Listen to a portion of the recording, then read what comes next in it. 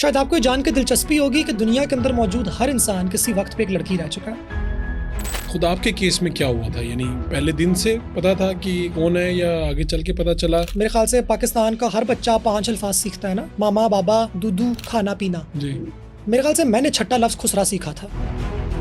सारे लड़के आपस में बातें कर रहे थे, यूं करो तो इस तरीके से जिस्म से कुछ निकलता है एटसेट्रा, और मैं ही होती थी कि ये क्या, ये होता है, ऐसे होता है। मेरे साथ तो ऐसा कुछ भी नहीं होता। जब भी हमारे सामने ख्वाजा सरा आते हैं तो हम इसको जिस्म फरोशी से रिलेट क्यों करते हैं? सेनेटर मुश्ताक साहब अपनी स्पीच के अंदर सेनेट के फ्लोर के ऊपर कहते हैं कि ख्वाजा सरा ट्रांसजेंडर पर्सन्स एक्ट की वजह से मसला हुआ नहीं है, होगा।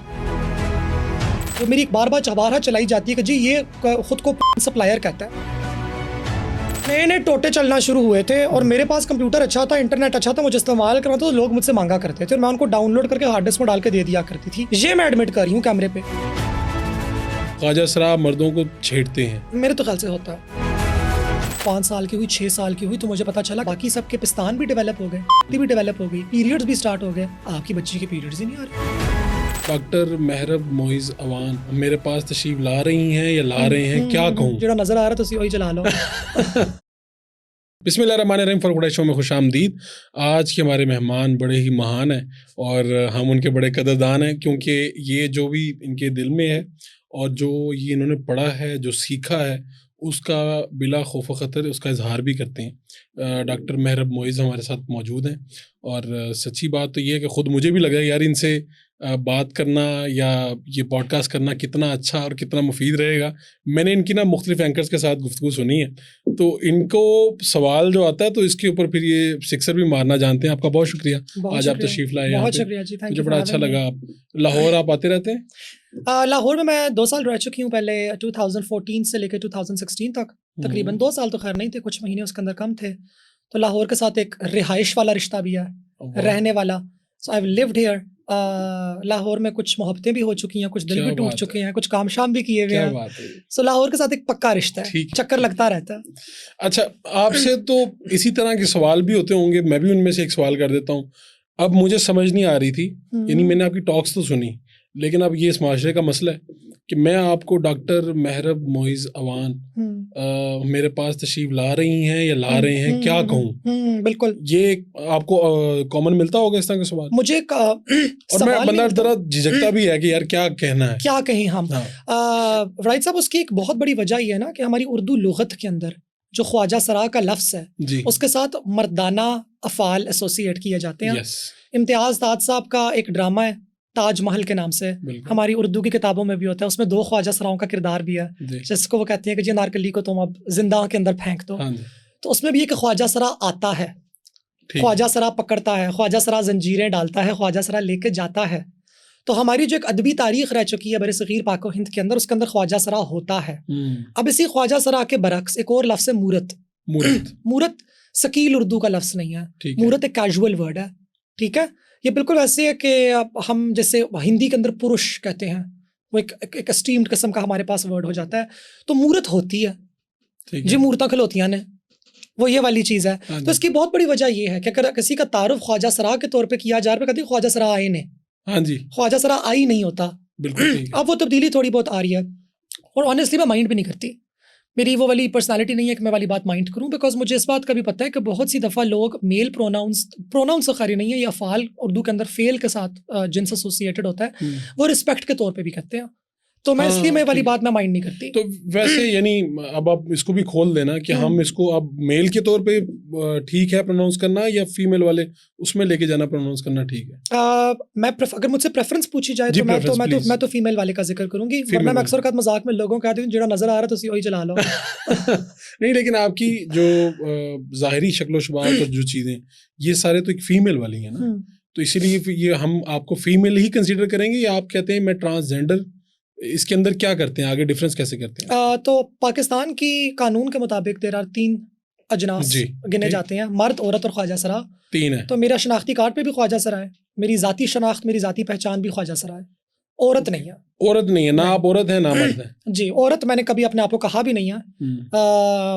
औरतों की रूह ज़रूर में हो सकता है कि मैंने कहा हो कि जनाना रूह है मेरे अंदर, लेकिन औरत मैं नहीं हूँ। औरत एक मखसूस जिन्स है अपने अंदर, उसकी अपनी एक शरीयत है, उसकी अपना एक तरीकत है उसकी। हम ख्वाजा सरा एज अ कम्युनिटी भी, और मैं महरब मोइज़ अवान एक फ़र्द के तौर पे भी ख़ुद को ख्वाजा सरा समझती भी हूँ और मैं ख्वाजा सरा हूँ भी, और मैं उसी जिनसी सकाफ़त के साथ ख़ुद को एसोसिएट करती हूँ। ठीक है, चलें, अब ये तो क्लैरिटी हमारी आ गई। लेकिन जी जी प्लीज़, उर्दू के अंदर आप या होता या होती, हाँ जी, यही मौजूद है, या फिर हमको लखनवी उर्दू की तरफ चले जाएं जिसमें हम होता है कि जी हम आ रहे हैं। हाँ, वो आजकल लोग कंफ्यूज हो जाते हैं। अगर कहें ना, मैं किसी को कहता हूँ ना, हाँ कि हम आ रहे हैं, तो कहते हैं साथ कितने लोग हैं? हाँ जी, कितने को बंदे ने साथ? हाँ, तो कहते हैं भाई हम का सीखा, मैंने अपने लिए इस्तेमाल किया है जी। कहते हैं अच्छा, वो हमें पता नहीं था।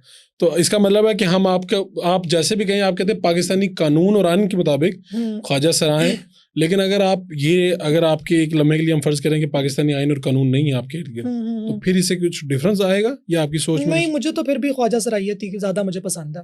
ठीक है, मुझे अगर मुझे ऑप्शन दी जाए ना, कि अगर ऐसा होता है कि मुझे कभी बैठा के दिया जाता है कि जी मर्द बनना है, औरत बनना है या ख्वाजा सरा बनना है, इन तीनों में से तुमने कौन सा चूज करना है, ऑप्शन तुम्हारे पास है, तो मैं मेरे ख्याल से फिर भी ख्वाजा सराइयत ही चूज करती। अच्छा जी, ये हमारी सोसाइटी में ज़्यादा मुश्किल है और ज़्यादा खौफनाक है, क्योंकि जो मैं देखता हूँ, मिसाल के तौर पे एक दिन मेरे एक दोस्त ने कहा कि यार ये ठोकर न्याज बेग के ऊपर बहुत ज़्यादा ख्वाजा सरा खड़े होते हैं। बिल्कुल, तो आप इनको प्रोग्राम क्यों नहीं करते? उन्हीं दिनों में एक प्रोग्राम हुआ था जिसमें एक एंकर साहब है, वो पीछे भाग रहे हैं उनके, और ख्वाजा सरा आगे आगे भाग रहे हैं।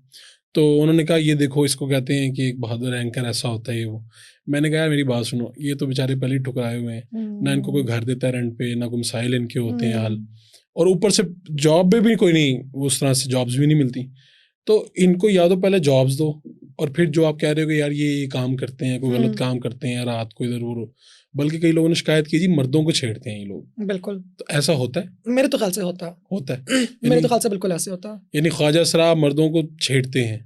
No doubt about it. मेरे ख्याल से ज़्यादा मर्द छेड़ते हैं ख्वाजा सराओं को ज़्यादा, मगर हमारे पास ऐसे वाक़यात भी आ चुके हैं, एक दो वीडियोस आ चुकी हैं, किसी ने शेयर की हुई थी उसमें सारे लड़के लाफ रिएक्ट कर रहे थे कि वो ग्रुप बैठा हुआ है और उसके अंदर एक कोई ज़रा मौलवी साहब से भी हैं, एक साथ ज़रा शरीफ से आदमी लग रहे हैं, मासूम से आदमी एक लग रहे हैं, और उनके पास इस तरह की हमारी आती है मूरत भीख मांगते हुए, और लोग उसको उकसाते हैं कि तुम ना इससे पैसे मांगो, ताकि वो ज़रा, तो वो उनको फिर वो दोस्त अपने चीज़ें ले रहे हैं, दोस्त से अपना शुगर लगा रहे हैं, तो वो उनके साथ करते हैं उससे, तो वो बेचारे शर्मा रहे हैं उससे, और वो कभी आगे होती है तो उनकी टांग पे हाथ लगाती है, कभी उनका कान पकड़ती है, कभी उनकी चीख पे वो करती है, और एक मूरत होने के नाते मैंने वो जब वीडियो देखी तो मैं काफ़ी अनकंफर्टेबल हुई, और मैंने कहा जहाँ मैं समझ सकती हूँ कि आम रोज़मर्रा के अंदर तो इस तरह की बातें हो जाती हैं, भीख मांगते हुए कह भी देते हैं कि जोड़ी अल्लाह सलामत रखे, कभी कभार अगर अकेला बंदा होता है कह भी देते हैं कि माशाल्लाह तुझसे बड़े हैंडसम हो, इमरान खान क्या बात है तेरी, ये वाली बातें हो जाती हैं हल्का फुल्का, लेकिन इतना करना कि आप किसी के जिस्म को हाथ लगाओ, वो जिस्म का कोई भी हिस्सा क्यों ना, वो घुटना ही क्यों ना हो,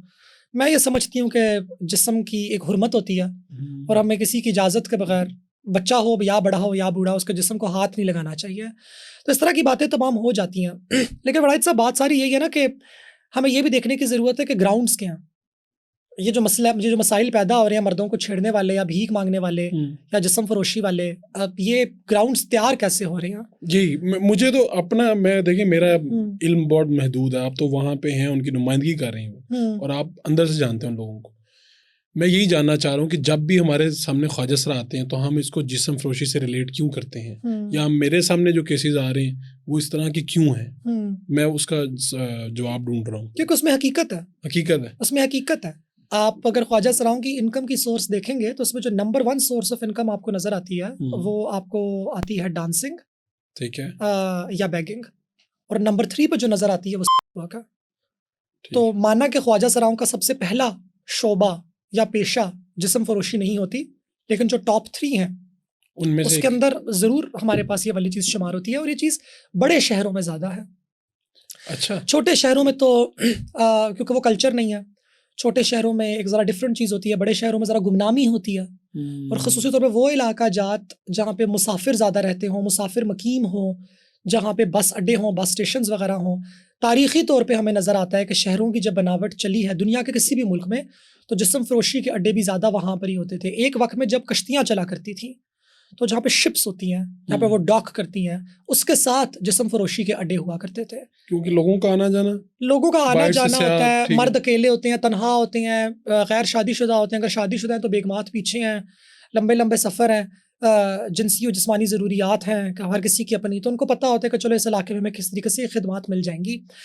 मगर एक दिलचस्प बात यह है कि ऑल्दो हम ये कहते हैं कि ख्वाजा सरा जिस्म फरोशी के अंदर मुलव्विस हैं, हकीकत की बात यह है कि हमारी जो ख्वाजा सरा तारीख़ है और जो मुझे कहना चाहिए कि जो हमारी कदरें हैं जी ख्वाजा सराइयत की, उसमें पारसाई है, उसमें फ़कीरी है, उसमें आपने नफ्स को मारना है। और नफ्स से मुराद हमारा एक जिनसी नफ्स ज़रूर है कि आप ख्वाजा सरा हैं और ख्वाजा सरा क्योंकि मेजॉरिटी तौर पे 100 के 100 नहीं मगर 99% ख्वाजा सरा मर्दों की तरफ ही उनकी एक रोमानवी रग़बत होती है। लेकिन क्योंकि पाकिस्तान तो नहीं, बरसग़ीर पाक व हिंद के अंदर अगर आपने किसी भी किस्म का आप लज़्ज़त हासिल करना चाहते हैं किसी से, तो वो सिर्फ निकाह के रिश्ते के अंदर से हो सकती है, और निकाह की इजाज़त सिर्फ मर्द और औरत को है। तो तीसरी जेंडर को तो है ही नहीं। तो थर्ड जेंडर से विद इन द ख्वाजा सरा कल्चर हमारे अंदर हमारी ये नियम है, हमारे ये असूल है कि हमसे ये एक्सपेक्टेशन होती है कि बस फिर आपने नफ्स को कुर्बान करना है। यानी आपने अगर आपकी कोई ऐसी ख्वाहिश है जागी है तो उसको फिर बर्दाश्त करें। और अच्छा, इसकी जो रुग़बत है या जो रुझान और मिलान होता है यानी ख्वाजा सरा का, वो मर्दों की तरफ होता है या औरतों की तरफ? मेजॉरिटी मर्दों की तरफ ही होता है। मर्दों की तरफ, यानी उनकी जो जिनसी ख्वाहिशात है वो मर्द ही पूरी कर सकते हैं। अब यानी कि हम ये जिनसी ख्वाहिश तो देखें, अब बहुत से लोगों की शादी के अंदर भी नहीं पूरी होती। वो तो एक बड़ा मसला है। ठीक है। जिनसी ख्वाहिश का पूरा होना तो मुझे नहीं पता, वो तो अगली बात है, वो अगली ऊपर लेवल है, लेकिन मैंने लफ्जी उसको उस तरह से देखे इसे। लेकिन अगर हम लोग फितरी तौर पे बात करें जी कि हमें ये नजर आता है कि 100 मर्दों में से स्टेटिस्टिक्स के मुताबिक अगर हम लोग देखें तो 93 to 94% मर्द जो हैं वो ज़्यादातर जनानगी की तरफ माइल हैं। मैं औरत का लफ्ज़ इस्तेमाल नहीं करूँगी, ठीक है, मैं जनानगी का लफ्ज़ इस्तेमाल करूँगी। इसी तरह अगर औरतों को देखा जाए तो हमें नज़र आता है कि उसके अंदर 97 to 98% वुमेन वो मर्दानगी की तरफ माइल हैं। तो हमें यही वाली बात ख्वाजा सराओं में भी नज़र आती है कि ख्वाजा सरा भी मेजॉरिटी जो है, ख्वाजा सरा ख़वातीन जो है ख़ुसूसी तौर पर मेरी तरह के, जिनको ख्वाजा सरा औरत कहा जाता है पाकिस्तान की कानून के मुताबिक, हमारी जो एक रोमानवी रग़बत है, फितरी रग़बत जो हमारी है, जो बचपन से मौजूद है, जो हमने सीखी नहीं है कहीं से, वो भी ज़्यादा मर्दानगी की तरफ ही माइल है। दिल का टांका उधर ही जाके अड़ता है ज़्यादा। बिल्कुल ठीक। अब जिनसी रुझानात और जिनसी रवैये वो मेरे ख्याल से आपको माशरा सिखाता है। बचपन में तो आपको मोहब्बत होती है, बचपन में शायद आपका किसी को बरहना देखने का या आपका उनके साथ किसी किस्म का जिनसी रिश्ता करने का मूड नहीं होता, क्योंकि आपको पता ही नहीं है कि ये चीज़ एग्जिस्ट करती है। वाली चीज़ें बाद में आपको पता चलता है कि अच्छा जी ये यूँ होता है, ये यूँ होता है, ये यूँ करना होता है, ये यूँ करना होता है, और आप उस मेन्यू में से फिर चूज़ करते हो कि आपने बेसिकली क्या करना है। और वो जो चॉइस है कि जी इफ़ सेक्शुअल प्रैक्टिसेस या इफ सेक्शुअल एक्शंस का एक मुझे मेन्यू दिया जाए और आपको भी दिया जाए कि जी आपने इनमें से चूज़ करना है, तो ये बड़ी अच्छी बात होगी, मगर हमें वो मेन्यू दिया ही नहीं जाता। हम पे तो जिनसियत एक तरीके से थोप दी जाती है।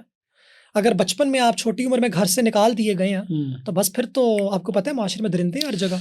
तो जो ये ख्वाजा सरा हैं, इनको तो ज़ाहिर बात है फीलिंग कहीं ना कहीं डेवलप होती हैं या इनके वालिदैन को पता चल जाता है, शुरू में पता चल जाता है और फिर बाद में निकाल दिया जाता है घरों से। ये क्या आमतौर पर ज़्यादातर वाक़यात में क्या होता है? 3 लेवल्स हैं इसके।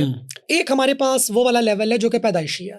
पैदाइशी से मुराद भी मेरी क्या है बेसिकली कि बिल्कुल पैदाइश के वक्त पे आपके जिनसी आज़ा इस किस्म के थे कि उनके अंदर, हम उसको एम्बिगुइटी कहते हैं, कि उसके अंदर समझ नहीं आई या जिनसी आज़ा की समझ ही गलत आई। आपने लड़की कह दिया, आपने लड़का कह दिया, आपको पता ही नहीं था कि इसके जो क्रोमोसोम्स हैं और इसके अंदर जो हार्मोन्स हैं वो डिफरेंट है। ये मेरा एक पर्सनल केस है एक्चुअली।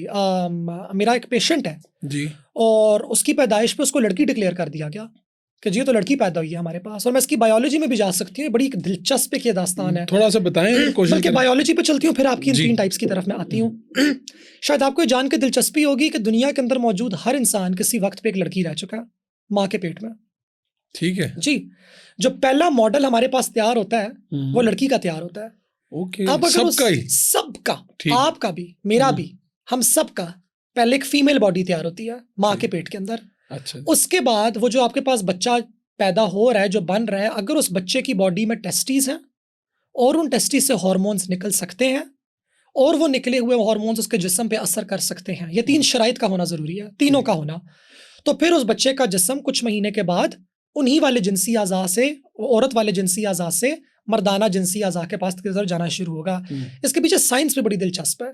वो होता दरअसल ये है कि औरत के जिस्म में ओवरीज होती हैं जो कि अंडे तैयार करती हैं, मर्द के जिस्म में टेस्टीज होती हैं जो कि मर्दाना, जो हमारे पास नस्ल की तौसी के खुलिये हैं जिनको स्पर्म्स कहा जाता है, वो तैयार करती हैं। ये दोनों पेट के अंदर होते हैं बच्चे के। ठीक है। अब मर्दों में क्या होता है कि मर्दों में नीचे से हमारे पास 2 लिगामेंट्स बनते हैं, वो ऊपर की तरफ जाते हैं, वो पेट के अंदर टेस्टीज को यूं पकड़ते हैं और वो उनको नीचे की तरफ खींचते हैं और जब वो उनको नीचे की तरफ खींचते हैं तो वो आपकी टांगों की साइडों ऊपर से होते हुए वो नीचे उतरते हैं, और जब वो नीचे उतरते हैं तो उनके प्रेशर से वो स्किन बंद हो जाती है, जहाँ पे किसी ज़माने में निहामंदानी थी, सॉरी अंदाम निहानी थी, जिसको हम इंग्लिश में वजाइना कहते हैं।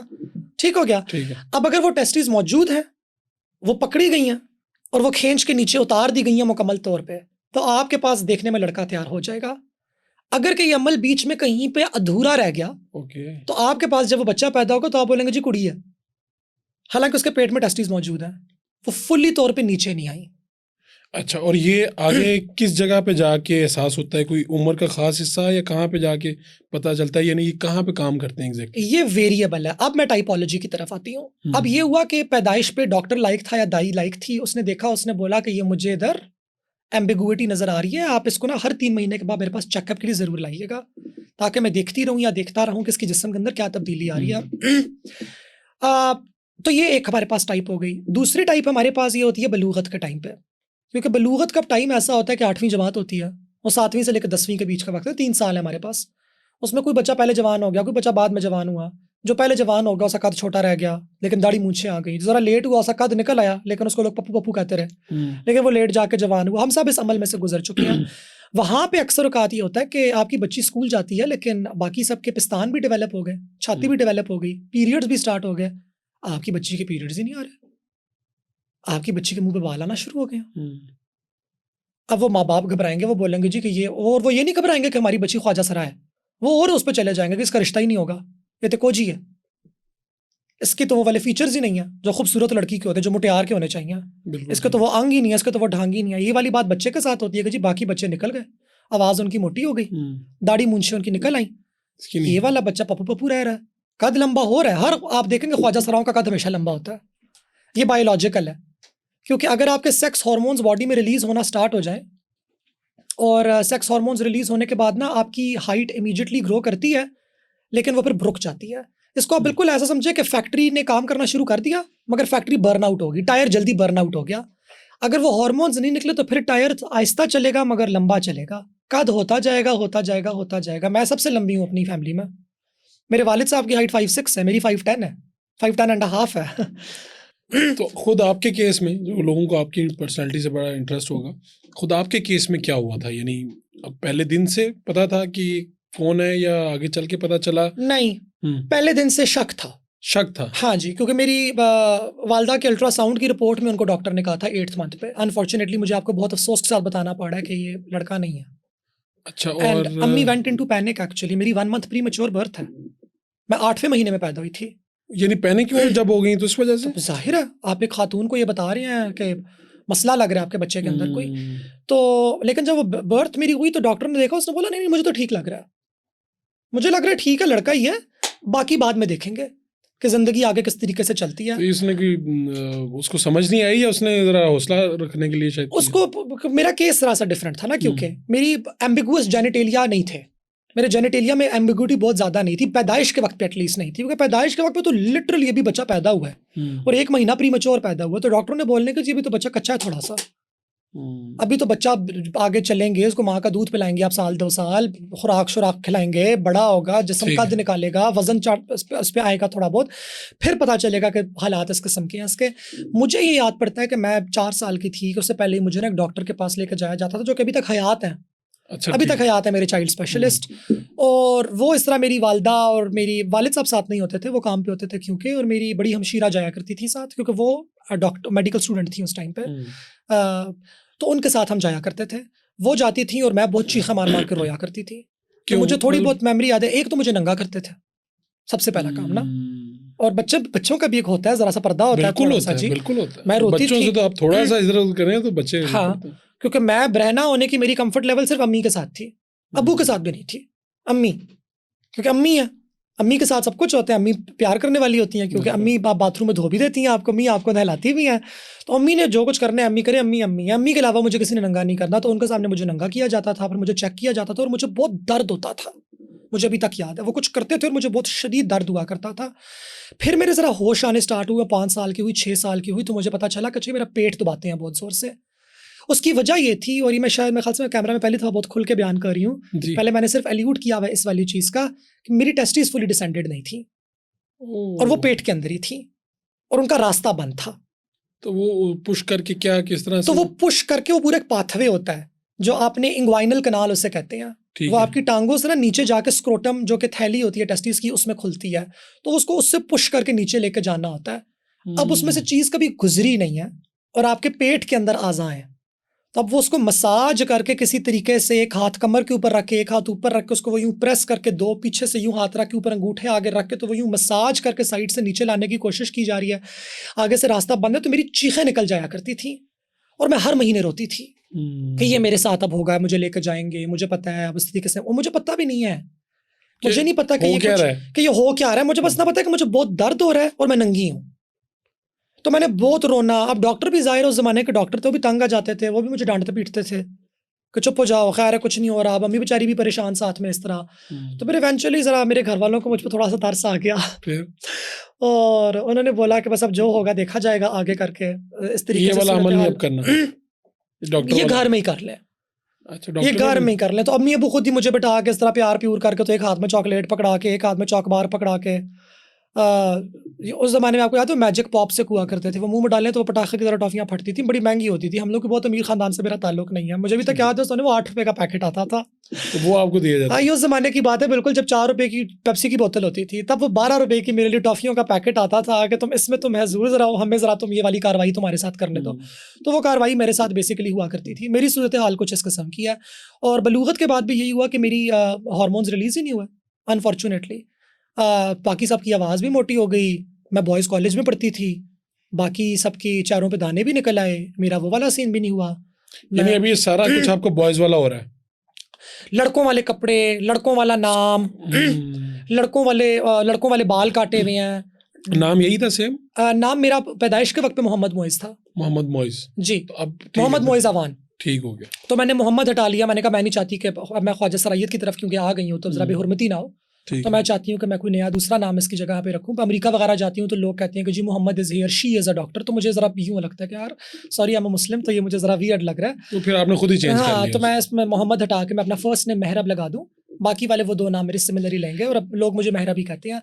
तो बलूगत के टाइम पे काफ़ी प्रॉब्लम हुई बहुत, उस पर बचपन से तो बुली होती थी, बलूगत के टाइम पे तो मुझे टेंशन स्टार्ट हो गई, बिकॉज कुछ तालीम भी नहीं है, घर से भी कोई आपस की बात है, अम्मी अबू सपोर्टिव बहुत थे मगर जिनसी तालीम कोई नहीं थी, किसी ने बिठा के बताया नहीं। वो भी समझ रहे होंगे कोई अनहोनी हो गई है, कुछ मुख्तलिफ हो गया। नहीं, वो क्या तालीम देना, बात ये भी उनको खुद भी कितनी कोई तालीम है, कुछ भी नहीं पता। मैं डॉक्टर हूँ, मैं आपको बता रही हूँ, ये चीज़ हमें किताब में नहीं पढ़ाई, स्कूल में नहीं पढ़ाई गई, कॉलेज में नहीं पढ़ाई गई, मेडिकल कॉलेज में, मेडिकल कॉलेज में नहीं पढ़ाई गई। ये आपने खुद सारा इसको मुताला किया है, खुद सारी चेक की है, लोगों से बात की होगी, उसके बाद आपका ये यहाँ पे पहुंचे। इसी फील्ड में जाके फिर मैंने स्पेशलाइज किया, अपनी जात के जवाब तलाश करते करते मैं स्पेशलिस्ट बन गई, तब जाके मुझे अपनी समझ आई सारी की सारी। तो बलूगत के टाइम पे बहुत प्रॉब्लम्स हुए, बिकॉज सारे लड़के आपस में बातें कर रहे थे कि जी ये होता है, वो होता है, यूं करो तो इस तरीके से जिस्म से कुछ निकलता है एटसेट्रा, और मैं ही होती थी कि ये क्या, ये होता है, ऐसे होता है, मेरे साथ तो ऐसा कुछ भी नहीं होता, मैं क्या हूँ, मैं एबनॉर्मल हूँ, मेरे साथ कोई ख़राबी है, मेरे साथ किसी किस्म का कोई मसला है। फिर लाइक बहुत थी, गालियाँ बहुत सुनती थी। मेरे ख्याल से पाकिस्तान का हर बच्चा 5 अल्फाज सीखता है ना, मामा, बाबा, दूदू, खाना पीना, राइट जी।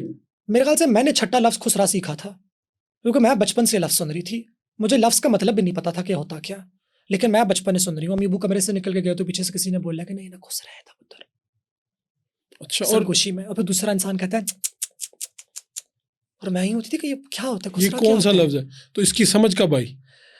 इसकी लफ्ज़ की मुझे समझ तो आ गई थी, समझ आ गई थी मेरे ख्याल से 1 क्लास में, 2 क्लास में, क्योंकि ना मुझे डांटा भी जाता था, घर से भी डांट पड़ती थी, बेचारे वो भी परेशान थे कि तुम ना लड़कों की तरह किया करो बात, लड़कों की तरह चला करो, लड़कों की तरह करने की कुछ कोशिश किया करो, लड़कियों की तरह तुमने ये नहीं करना। समझाते भी थे कि तुम जिस तरीके से बैठ रही हो ये लड़कियों वाला तरीका है, बैठ रहे हो, ठीक है। तो वो तो सब कुछ नेचुरल था ना, यानी आप कहाँ से सीख के आई थी इस तरह से बैठना है? उनका दिमाग में ये भी था कि नहीं, ये भी सिखाया भी जा सकता है, कि बच्चों की तो आदतें खराब होती हैं, बच्चों को सिखाया भी जा सकता है। जी घर में बहनें हैं, आसपास लड़कियों को देखता है। आपके कोई और भाई हैं? नहीं जी, मेरा कोई शुक्र है खुदा का भाई नहीं है, वरना मेरी आज किसी ढेर पे लाश पड़ी हुई होती। नहीं, आप ऐसे क्यों सोचते, क्या पता वो नहीं, मैं जानती हूँ मेरी बहुत सी जितनी बाकी मूर्तें सहेलियां हैं, माएँ भी मान जाती हैं, बाप भी मान जाते हैं, भाइयों के दोस्ताने मारते हैं ना, क्योंकि तो इसका मतलब अगर ये ना होता आपके वाला तो आप वाहिद भाई होते। जी बिल्कुल, और मुझे इसी तरीके से पाल पोस के बड़ा किया गया ना, दुनिया को तो यही भरम दिखाया गया कि ये वाहिद हमारे पास लड़के, मैंने वो रोल सर अंजाम दिया। अब फिर मैं मेडिकल कॉलेज में गई, मेरा मेडिकल कॉलेज में दाखिला हुआ, which brings me to my third type, ठीक है, ऑफ द ख्वाजा सरा। एक पैदाइश वाला हो गया, एक बलूगत वाला हो गया। एक का पैदाइश पे फर्क पता चल गया, फॉल्ट पता चल गया। एक का बलूगत के टाइम पे फॉल्ट पता चला। सॉरी टू कट यू, ये साथ साथ आपकी कॉफी भी है, जरूर। आप चूंकि गुफ्तगू करते हैं तो फिर बिल्कुल उसमें कोई वक्फा नहीं आता, लेकिन ये ठंडी हो जाएगी फरावानी के साथ। हमारी एक ट्रेन चल पड़ती है ग्रीन लाइन की तरह, स्टॉप रास्ते में कोई नहीं होते। तो ये मेडिकल कॉलेज कौन सा था? मैं गई अयूब मेडिकल कॉलेज में थी, ठीक है, और यूनिवर्सिटी खैबर मेडिकल यूनिवर्सिटी है। और एमडी कैट में मेरी 4th पोजीशन थी सूबे में, सेंटर मैंने अपना टॉप किया था, बोर्ड में मेरी पोजीशन थी, मेरिट के ऊपर मैं नंबर 4 पे थी, अपने कॉलेज के मेरिट में मैं नंबर 1 पे थी। तो बहुत खुशी में उधर गई। अब उधर मेरा 3rd ईयर MBBS स्टार्ट हो गया। बाकी सारे लड़कियाँ, दाढ़ी मूंछी हैं उनकी, लड़कों की गर्लफ्रेंड्स भी बन रही हैं, लड़कियों के बॉयफ्रेंड्स भी बन रहे हैं। मेरे बारे में ज़रा से मजाक हैं, सब आपस में सवाल पूछ रहे हैं क्या ये गे है। लोगों को इन बातों की समझ नहीं आती, तो वो साथ में ये भी कह रहे हैं कि नहीं ना, ये लड़की की तरह होने की एक्टिंग करता है ताकि इसकी लड़कियों से दोस्ती हो सके। वो कोई और केस समझ रहे हैं। अब मुझे अपनी खुद समझ है नहीं, और मेरे बारे में ये सारा कि फिर मैं इतनी इस्तराब का शिकार होगी ना कि मैं घर में सुइसाइडल हो गई। मैंने एक दिन अपनी अम्मी अब्बू के सामने बैठी कि मुझे मेडिकल भी नहीं अच्छा लग रहा, मुझे कॉलेज भी नहीं अच्छा लग रहा, और मैं खुद को मार दूंगी, या मैं दुआएं कर रही हूँ। और मैं वाकई में दुआएं करती थी खुदा से कि अल्लाह मियां बस हो गई यार। अच्छा, आपने बकायदा अपने घर वालों को यानी कह भी दिया कि मैं इस तरह का काम कर दूंगी? हाँ, मैंने कह दिया। उनको पता भी था, वो इंतजार में भी थे कि क्या होगा। वो तो उम्मीद में थे कि कुछ मौजा होगा, कुछ सब कुछ खुद ही ठीक हो जाएगा किसी तरीके से। तो मैंने बोला कि ये मुझे ठीक नहीं चल रहा। तो अबू अच्छे हैं, अम्मी भी अच्छी हैं, उन्होंने मुझे भी बोला कि तुम्हें ना हम किसी साइकेट्रिस्ट को दिखाते हैं, कि तुम ये लो, पैसे लो, साइकोलॉजिस्ट के पास जाओ, टॉप साइकोलॉजिस्ट और साइकेट्रिस्ट के पास जाओ और देखो, क्योंकि तुम हमारी औलाद हो, तुम हमारा खून हो। ये मेरी अम्मी के अभी तक अल्फाज होते हैं कि तुम जो भी हो जाए ना, तो मेरे जिस्म का हिस्सा हो। मैंने तुम्हें दूध पिलाया हुआ, मैंने तुम्हें अपनी कोख में पाला हुआ, मैं तुमसे जुदा हो ही नहीं सकती, तो मेरी जान का हिस्सा हो। और मेरा एक बहुत अच्छा रिश्ता है अपनी अम्मी अब्बू से, बहुत खूबसूरत रिश्ता, बहुत चप्पल खाई हैं पाकिस्तानी बच्चों की तरह, बहुत चप्पलें, बहुत मारे खाई हैं। तो फिर आप चले गए उनके पास? चले गए। साइकोलॉजिस्ट एक मिली, अच्छी खातून थी, बापर्दासी खातून थी, चादर करती थी इस्लामाबाद के अंदर, बड़ी डरती मैं उधर गई। अच्छा, मजहब से बहुत दूर हो गई इस पूरी उसमें। हाँ, इसकी वजह क्या है? यही वजह थी इसकी, अल्लाह मियाँ से नाराजगी थी एक तरीके की। अब जब तो मेरे साथ क्या हुआ? अब तो अल्लाह का फजल है कि एक तसव्वुफ के साथ एक रिश्ता जा जुड़ा है, तो हकीकत के साथ भी फिर एक ताल्लुक है दोबारा से। मैं पूछूंगा कि ये टर्न कैसे हुआ है? ये बड़ा खूबसूरत टर्न है, इस पे आएंगे इसकी तरफ। ठीक है, अच्छा। साइकोलॉजिस्ट के पास मैं गई, और वो बड़ी ट्रेडिशनल ओल्ड स्कूल साइकोलॉजिस्ट थी। उन्होंने ना मुझे बिठा के 3 दिन मेरे टेस्ट लिए इस्लामाबाद में। मैं गई अपनी खाला के पास, रुकी, उनके पास गई। एक दिन 2 घंटे के टेस्ट हुए, दूसरे दिन 1 घंटे का टेस्ट हुआ, तीसरे दिन 1 घंटे के टेस्ट हुए। फिर उन्होंने मुझे 1 हफ्ता वेट करवाया, फिर उन्होंने बोला 1 हफ्ते बाद तुम दोबारा होगी। मैं गई और उन्होंने मेरी सारी रिपोर्टें सामने निकाली, और उन्होंने मुझे बोला कि मैंने तुम्हारी सारी रिपोर्टें देखी हैं, एक तो मुझे लग रहा है कि तुम्हें डिप्रेशन तो है ही है। डिप्रेशन का इसको खफगान की बीमारी कहते हैं, ठीक है, कि ये तुम्हें बीमारी के तौर पे है। दूसरा, क्या तुम्हें पता है कि तुम्हारा कोई जेंडर का कोई सीन है? और मैं यूं हुई थोड़ी कि जेंडर का सीन क्या मतलब है आपका? तो कहती हैं कि तुम लड़का हो, लड़की हो, और जिस्म की बात मत करो, मुझे अंदर से जवाब दो, तुम क्या हो? और मैं यूं बैठी हुई थी उनके आगे चुप, मेरे पास कोई जवाब ही नहीं था। राइट से मेरे पास जवाब ही नहीं था। तो मुझसे दोबारा पूछती हूँ तुमसे कि मुझसे डरो मत, बड़ा बुनियादी सवाल है, what do you feel like? Are you a man और are you a woman? And I had no answer.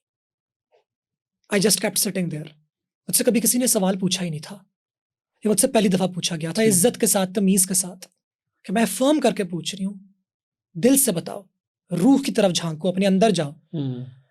Hypnosis की उन्होंने थोड़ी सी मेरी, मुझे एक मेडिटेटिव स्टेट के अंदर लेके गई, और वहां पे मुझे नहीं पता मैंने क्या बोला, और कुछ जवाब मिले। और जब मैं जागी तो उन्होंने मुझे बोला कि तुम्हारा मेरी जान जेंडर का काफी एक संजीदा इशू है तुम्हारा, और ये तुम्हारे हर मसले की जड़ है, ये तुम्हारे हर मसले को अफेक्ट कर रहा है, तो क्या करना चाहती हो तुम? एंड तब आई सेड कि मैंने कहा देखे, नाम मेरा ये है, मैं मेडिकल कॉलेज में पढ़ती हूँ और मैं पार्ट टाइम जॉब करती हूँ, जिसमें मेरा लड़का होना बहुत ज़रूरी है। एक बड़ी मर्दाना सी मेरी जॉब है। क्योंकि क्या जॉब थी? लोगों को मैं ISSB की फ़ौज की ट्रेनिंग देती थी। आपको पता है मैं ISSB के लिए स्ट्रांगली रिकमेंडेड हूँ। अच्छा, हाँ जी, मैं स्ट्रांगली रिकमेंडेड थी, लेकिन मैंने मेडिकल अपना पूरा नहीं दिया था। उसमें आखिर में जो 2 टेस्ट मेरे रह गए थे, एक आंखों का क्योंकि मेरी आईसाइट वीक थी, और यूरोलॉजिस्ट का, वो उसमें यही इशू आना था। और वो मुझे पता था कुछ हो जाएगा, तो मुझे टेंशन थी। तो मैंने कहा मैंने देना ही नहीं हो कि कागज़ पे लिख लिया जाएगा तो हाय मैं पकड़ ही जाऊंगी, कुछ हो जाएगा, बहुत बड़ा मसला। तो मैंने बोला कि सर मैं नहीं दे रही था, मैं अपने डॉक्यूमेंट्स वापस मंगवा रही हूँ। बोला कि मैं स्ट्रांगली रिकमेंडेड थी, तो विच इज़, और ये मैंने किया भी टेस्ट, मैंने इसलिए दिया था बिकॉज मैं साबित करना चाहती थी अपने क्लास फेलोज को और बाकी सबको कि तुम लोग सारी उम्र से मुझे खुसरा खुसरा कह रहे हो, कुड़ियाँ वर्गा मुझे कह रहे हो, मैं और दसांगी तो मैं तुम लोगों को फौज में क्वालिफाई करके दिखाऊंगी कि मैं तुम लोग देखो मैं कितनी तगड़ी हूँ। बहरहाल तो वो मेरी जॉब थी, उसमें भी मुझे लाइक बॉय होना होता था। तो मैंने कहा कि मैं ऐसा करें मैडम मुझे लड़का बना दे। कहती क्या मतलब है तुम्हारा? मैंने कहा कि मैं सीरियसली आपको कह रही हूँ मुझे लड़का बनाए, कि इसमें आसानी है कि मैं अगर लड़की हुई तो वो तो बाहर हो भी नहीं सकती दुनिया के लिए, तो मैं लड़का ही हूँ क्योंकि, तो मुझे लड़का बनाए आप किसी तरीके से। तो उसने बोला चलो ये तुम्हारी कॉन्सेंट है इस चीज़ की, तुम इजाज़त देती हो? मैंने कहा जी मैं इजाज़त देती हूँ। तो उसने बोला चलो ठीक है मैं तुम्हारी एंडोक्रिनोलॉजिस्ट से मुलाकात कराती हूँ। उन्होंने एंडोक्रिनोलॉजिस्ट के पास मुझे भेज दिया और मेरी थेरेपी की गई, इसको कहा जाता है मैस्कुलिनाइजिंग थेरेपी। अच्छा। और उसमें मुझे ना टेस्टोस्टेरोन का टीका लगता था, ये जो बॉडी बिल्डर नहीं लगाते टेस्टोस्टेरोन का, ये मुझे टीका लगता था हर 2 हफ्ते के बाद। बड़ा दर्द होता है, बड़ा गाढ़ा किस्म का टीका होता है, और हर 2 हफ्ते के बाद मुझे टीका लगता था। और टीका जब मुझे लगा तो उसके 1.5 महीने के बाद के 2 महीने के बाद मेरी पहली दफ़ा दाढ़ी मूंछें आई, प्रॉपर वाली। पहले भी ब्लेड उल्टे मारती थी तो वो जो हल्की फुल्की जो लड़कों लड़कियों सबकी होती है बलूगत वाली हल्की फुल्की सी वो तो थी। तो मेरी दाढ़ी आई, जरा दाढ़ी मूंछें मेरी आई, मेरी आवाज़ क्रैक हुई, पहली दफ़ा मेरी आवाज़ क्रैक हुई। वरना मेरी आवाज़ का मजाक उड़ाया जाता था और मैं आवाज़ अपनी से ज़बरदस्ती मोटी करके बात किया करती, मैं अभी भी कर सकती हूँ, वो मेरी बाकायदा ट्रेनिंग हुई है बाकायदा वो करने की क्योंकि। और दाढ़ी मूंछें आई, ज़रा मेरे मुंह पे दाने निकले, मेरी कमर पे दाने निकले बहुत ढेर सारे, इतने निकले कि मैं डर गई। मैंने कहा मुझे चिकन पॉक्स हो गया कहीं। तो मैं अपने डर्माटोलॉजिस्ट के पास गई, सर के पास। मैंने कहा सर देखिए मेरी कमर पूरी दानों से भर गई है, ये मेरे साथ ज़िंदगी में कभी नहीं हुआ, ये मेरे साथ क्या हो रहा है? मुझे कोई बलूगत हुई नहीं थी, मुझे पता ही नहीं था कि ये क्या होता है। तो उन्होंने मुझे देखे, तो उन्होंने मेरे दाने देख के मुझे बोला कि तुम बॉडी बिल्डिंग करते हो? तो मैंने कहा नहीं सर मैं तो बॉडी बिल्डिंग नहीं करता। तो उन्होंने बोला तुम्हें ना एडल्ट एक्नी हो गया है, कुछ लोगों के ना बड़े होने के बाद उनके अंदर हार्मोन ज़्यादा रिलीज होता है तो उनको इस टाइम पे होते हैं। मैंने कहा अच्छा मैं समझ गई। मैंने कहा चलिए टीकों का है, मैंने किसी को बताना नहीं है। मैंने अब्बू को बताया और अम्मी को बताया, अम्मी को नहीं बताया, अब्बू को मैंने बताया और अब्बू ने एतराज़ किया। अब्बू ने बोला कि ये फजूल के ड्रामे करने की ज़रूरत नहीं है, तुम्हारा पूरा जिस्म खराब हो जाएगा, ये तुम क्या कर रही हो अपने साथ। अच्छा। क्योंकि अब्बू डॉक्टर है। ठीक है। और आप जो ये कह रही थी कि मुझे मर्द बनाए, उस तरफ हो रहा था ना कि मैं जाए, हाँ। तो वो वालिद साहब को ये बात नहीं अच्छी लगी कि आप इस तरह अपने ऊपर तजर्बे करें और इसको, उनका यही था कि ये करने की ज़रूरत नहीं है, बाहर से अपने अंदर कुछ भी डालने की तुम्हें ज़रूरत नहीं है, यानी कि ये क्या है, इससे जिस्म ख़राब हो जाएगा, दिमाग ख़राब हो जाएगा, ये वो। मैंने खूब लड़ाई की, मैंने कहा नहीं बिल्कुल ठीक है, ये यही है और मैं एक लड़का हूँ, मैंने एक लड़का बनना है। और मैंने फिर ज़रा लड़का होने की ज़रा कोशिश की। बहुत मज़ा आया पहला साल, मुझे लड़कियों ने लाइनें कराई, पप्पू बच्चा से मैं ज़रा एक हैंडसम बॉय बन गई, दाढ़ी मूंछें आ गई, गैप शैप थे, पैच शैच काफ़ी ज़्यादा थे बीच में, इधर भी पैच था, इधर भी पैच था, इधर भी पैच था, चन के नीचे भी पैच था, मगर खैर वो लंबी करें वो छुप ही जाता है किसी ना किसी तरीके से। तो दोस्तियाँ भी हुई फिर? दोस्तियाँ तो मेरी पहले से थी, लड़कों के साथ ही दोस्तियाँ थी, यानी फ्रेंडशिप्स थी, मेरी फ्रेंडशिप्स मेरी थी। लड़कियों ने मुझे लाइनें कराई, मैंने कुछ ज़रा गर्लफ्रेंड बनाने की कोशिश की, ऐवी एक्टिंग शैक्टिंग करके कुछ ज़रा बातें शातें चैटिंग चूटिंग हुई, थोड़ी बहुत डेटों पे गई 1-2 पे। उसके बाद मुझे खुद ही एहसास हो गया कि ये मैं गलत कर रही हूँ, ये मुझे करने की ज़रूरत नहीं है, तो मैंने खुद ही उन्हें बता दिया। अच्छा, ये डेट्स वगैरह वाला पूरा हुआ मामला? नहीं पूरा मामला हरगिज़ भी नहीं हुआ, अल्हम्दुलिल्लाह। पूरा मामला बिल्कुल भी नहीं हुआ, चाय पानी था। लेकिन आपको लगा कि यार ये अब मेरा काम नहीं है? ज़्यादती लग रही थी मुझे, कि बुरा लग रहा था मुझे, तो मैंने उनको खुद ही बोल दिया। मैंने बोला कि मैं तुम लोगों को बताना चाहती हूँ कि ये मैं ऐवी कर रही हूँ। ये ऐसा वो शौक में चली गई। उन्होंने बोला कि ये बात है, मैंने बोला ये बात है, तो उन्होंने बोला कि तुम झूठ कह रहे हो, तो मेरे अंदर कोई मसला नजर आया है, तुम्हारी पहले से कोई और लड़की है और तुम लड़के होते ही सारे ऐसे हो, तुम लड़कों का काम ही है लड़कियों को इस्तेमाल करना, तुम लड़कों का काम ही है हमारे नंबर निकल। उन्होंने आपका सच नहीं माना, वो अपने तरफ देखना शुरू हो गया। उन्होंने बोला कि ये कि तुम्हारी ये टिपिकल, अब वो दोस्ती है मेरी। अच्छा। अब वो मुझे शीहर महरब का कैसी हो, कब आ रही हो तुम, जब आओगी तो मुझे बताना, हम चलेंगे चाय पे मिलेंगे एटसेट्रा। और ये भी कहती हैं कि हम तुम्हें थैंक यू कहना चाहती हैं कि मेरी इस तरह की लड़की जिससे मेरी बातचीत हुई थी, उसने मुझे कहा था कि तुमने इतनी सच्चाई के साथ मुझे उस ज़माने में जब इन बातों पे बात ही नहीं होती थी, तुमने मुझे बिठा के वाली बात कही थी कि माजरा दरअसल ये। सो उस वक्त मैंने तुम्हें बहुत डांटा डूंटा था, 2 साल तक मैं तुमसे खूब लड़ाइयाँ की, तुम्हारे बारे में सबको जाके बुरी बातें की थी, लेकिन आई एम हैप्पी कि आपने सच बोला, कि तुमने ट्रूथफुल मुझे होके बताया। क्योंकि बहुत से ख्वाजा सरात औरतों शादियाँ कर बैठते हैं अक्सर औकात, शादियाँ कर तो आगे बच्चे वगैरह ये सिलसिला चलता है, जिनका चलना उनका चल भी जाता है।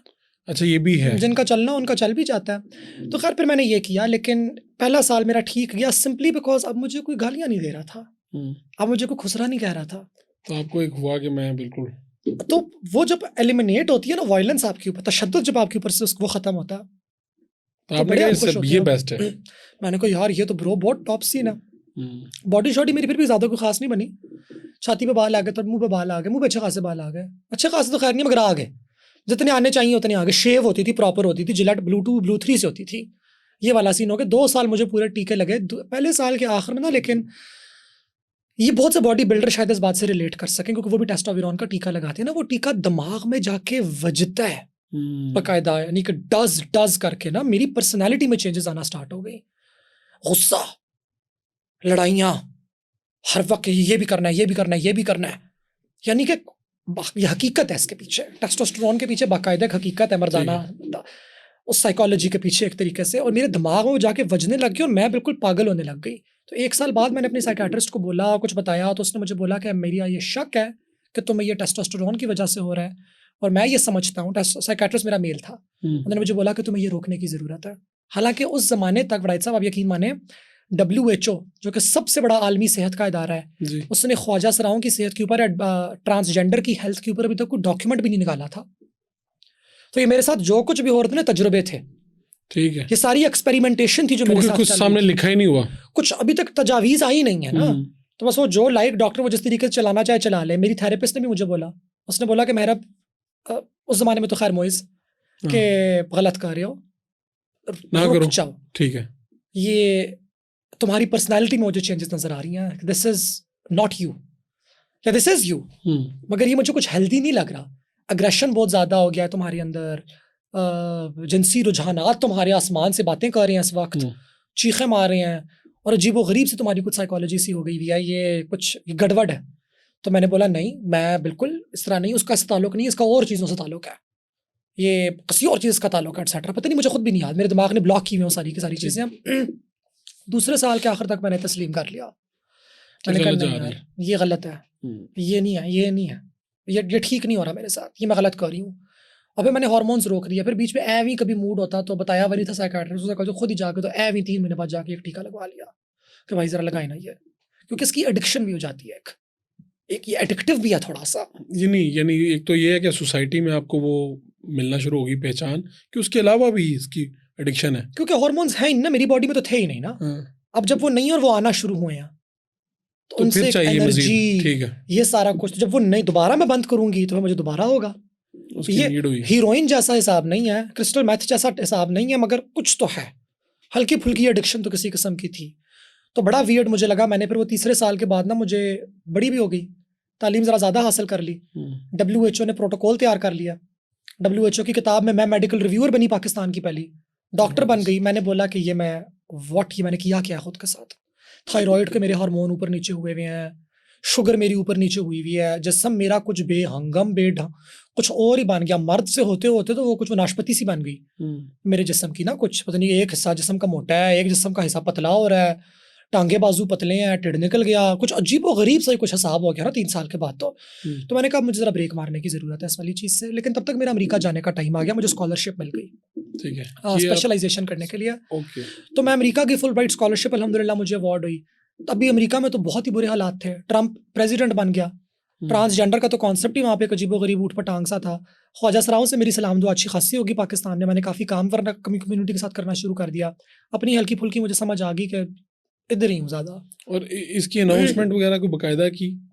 इसकी अनाउंसमेंट मैंने की 2021 में। कैसे? अब उसका बैकग्राउंड कुछ इस किस्म का है कि मैं अमेरिका में ही थी और मैंने शुगल मेले में आई कुछ वीडियोस बनाई अपने दोस्तों के लिए और अपने पेज पे लगाई, जैसे मैं शुमाइला भट्टी बनी हुई थी, फिल्टर एक ऑन करके। एवी फनी मुझे पाकिस्तान याद आ रहा था, बहुत याद आ रहा था अमेरिका जाके मुझे पाकिस्तान। तो मैंने एवी चीज़ें लेने के लिए वीडियोस बनानी शुरू कर दी कि जी आज मैं बाहर गई तो इधर मुझे कोई मुड़ के भी नहीं देखता। लाहौर में मेजोर टाउन में मेरी अकेडमी हुआ करती थी, बाहर लड़कों की लड़ाइयाँ हो जाया करती थी, कितने लड़के अकेडमी सिर्फ मेरी वजह से निकाले गए हैं, इतने मैंने कोई मुड़ के भी नहीं देखता।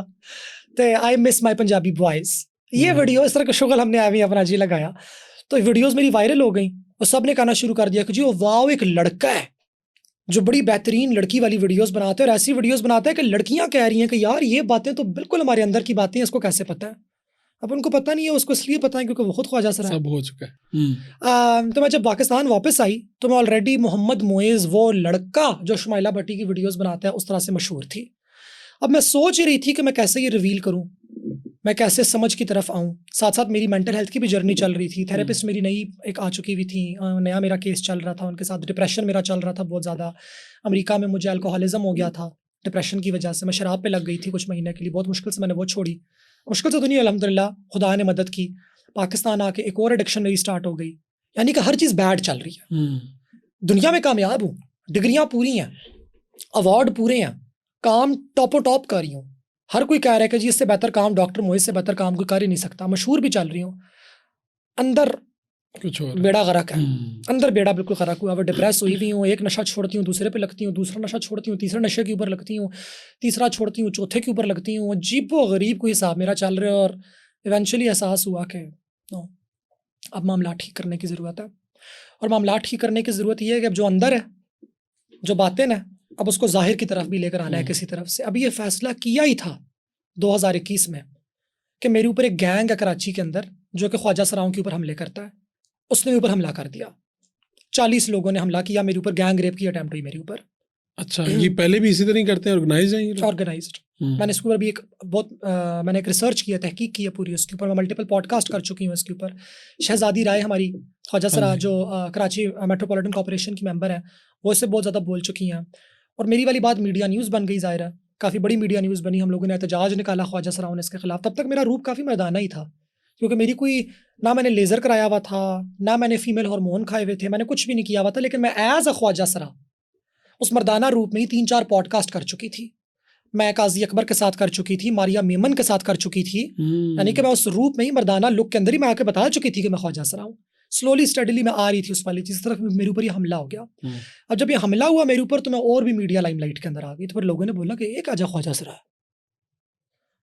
फिर मैंने कहा अब जरा अर्जेंसी में करना पड़ेगा कुछ मुझे थोड़ा, तो मैंने फिर एक दिन अनाउंसमेंट कर दी अपने सोशल मीडिया, मैंने एक वीडियो लगाई पूरी, मैंने बोला कि मैं आप लोगों को बताना चाहती हूँ कि मैं लड़का नहीं हूँ, मैं ट्रांस हूँ, मैं ख्वाजा सरा हूँ और मैं अब तब्दीली की तरफ जा रही हूँ। ये जो मेरा रूप है, ये मेरा ज़ाहरी रूप जो है, ये एक बनावटी रूप है, ये मैंने कुछ अर्सा पहले बनाया था और अभी तक चल रहा है, और अब मैं अपनी हकीकत की तरफ आना चाहती हूँ, मैं वैसी दिखना चाहती हूँ जैसे मैं दिखना चाहती हूँ। ठीक है, तो आपकी जो बाल और बाकी चीज़ें थी ये सारी मर्दाना थी? शॉर्ट थी, शॉर्ट हेयर थे मेरे, जो कि मुझे भी बहुत याद आते हैं।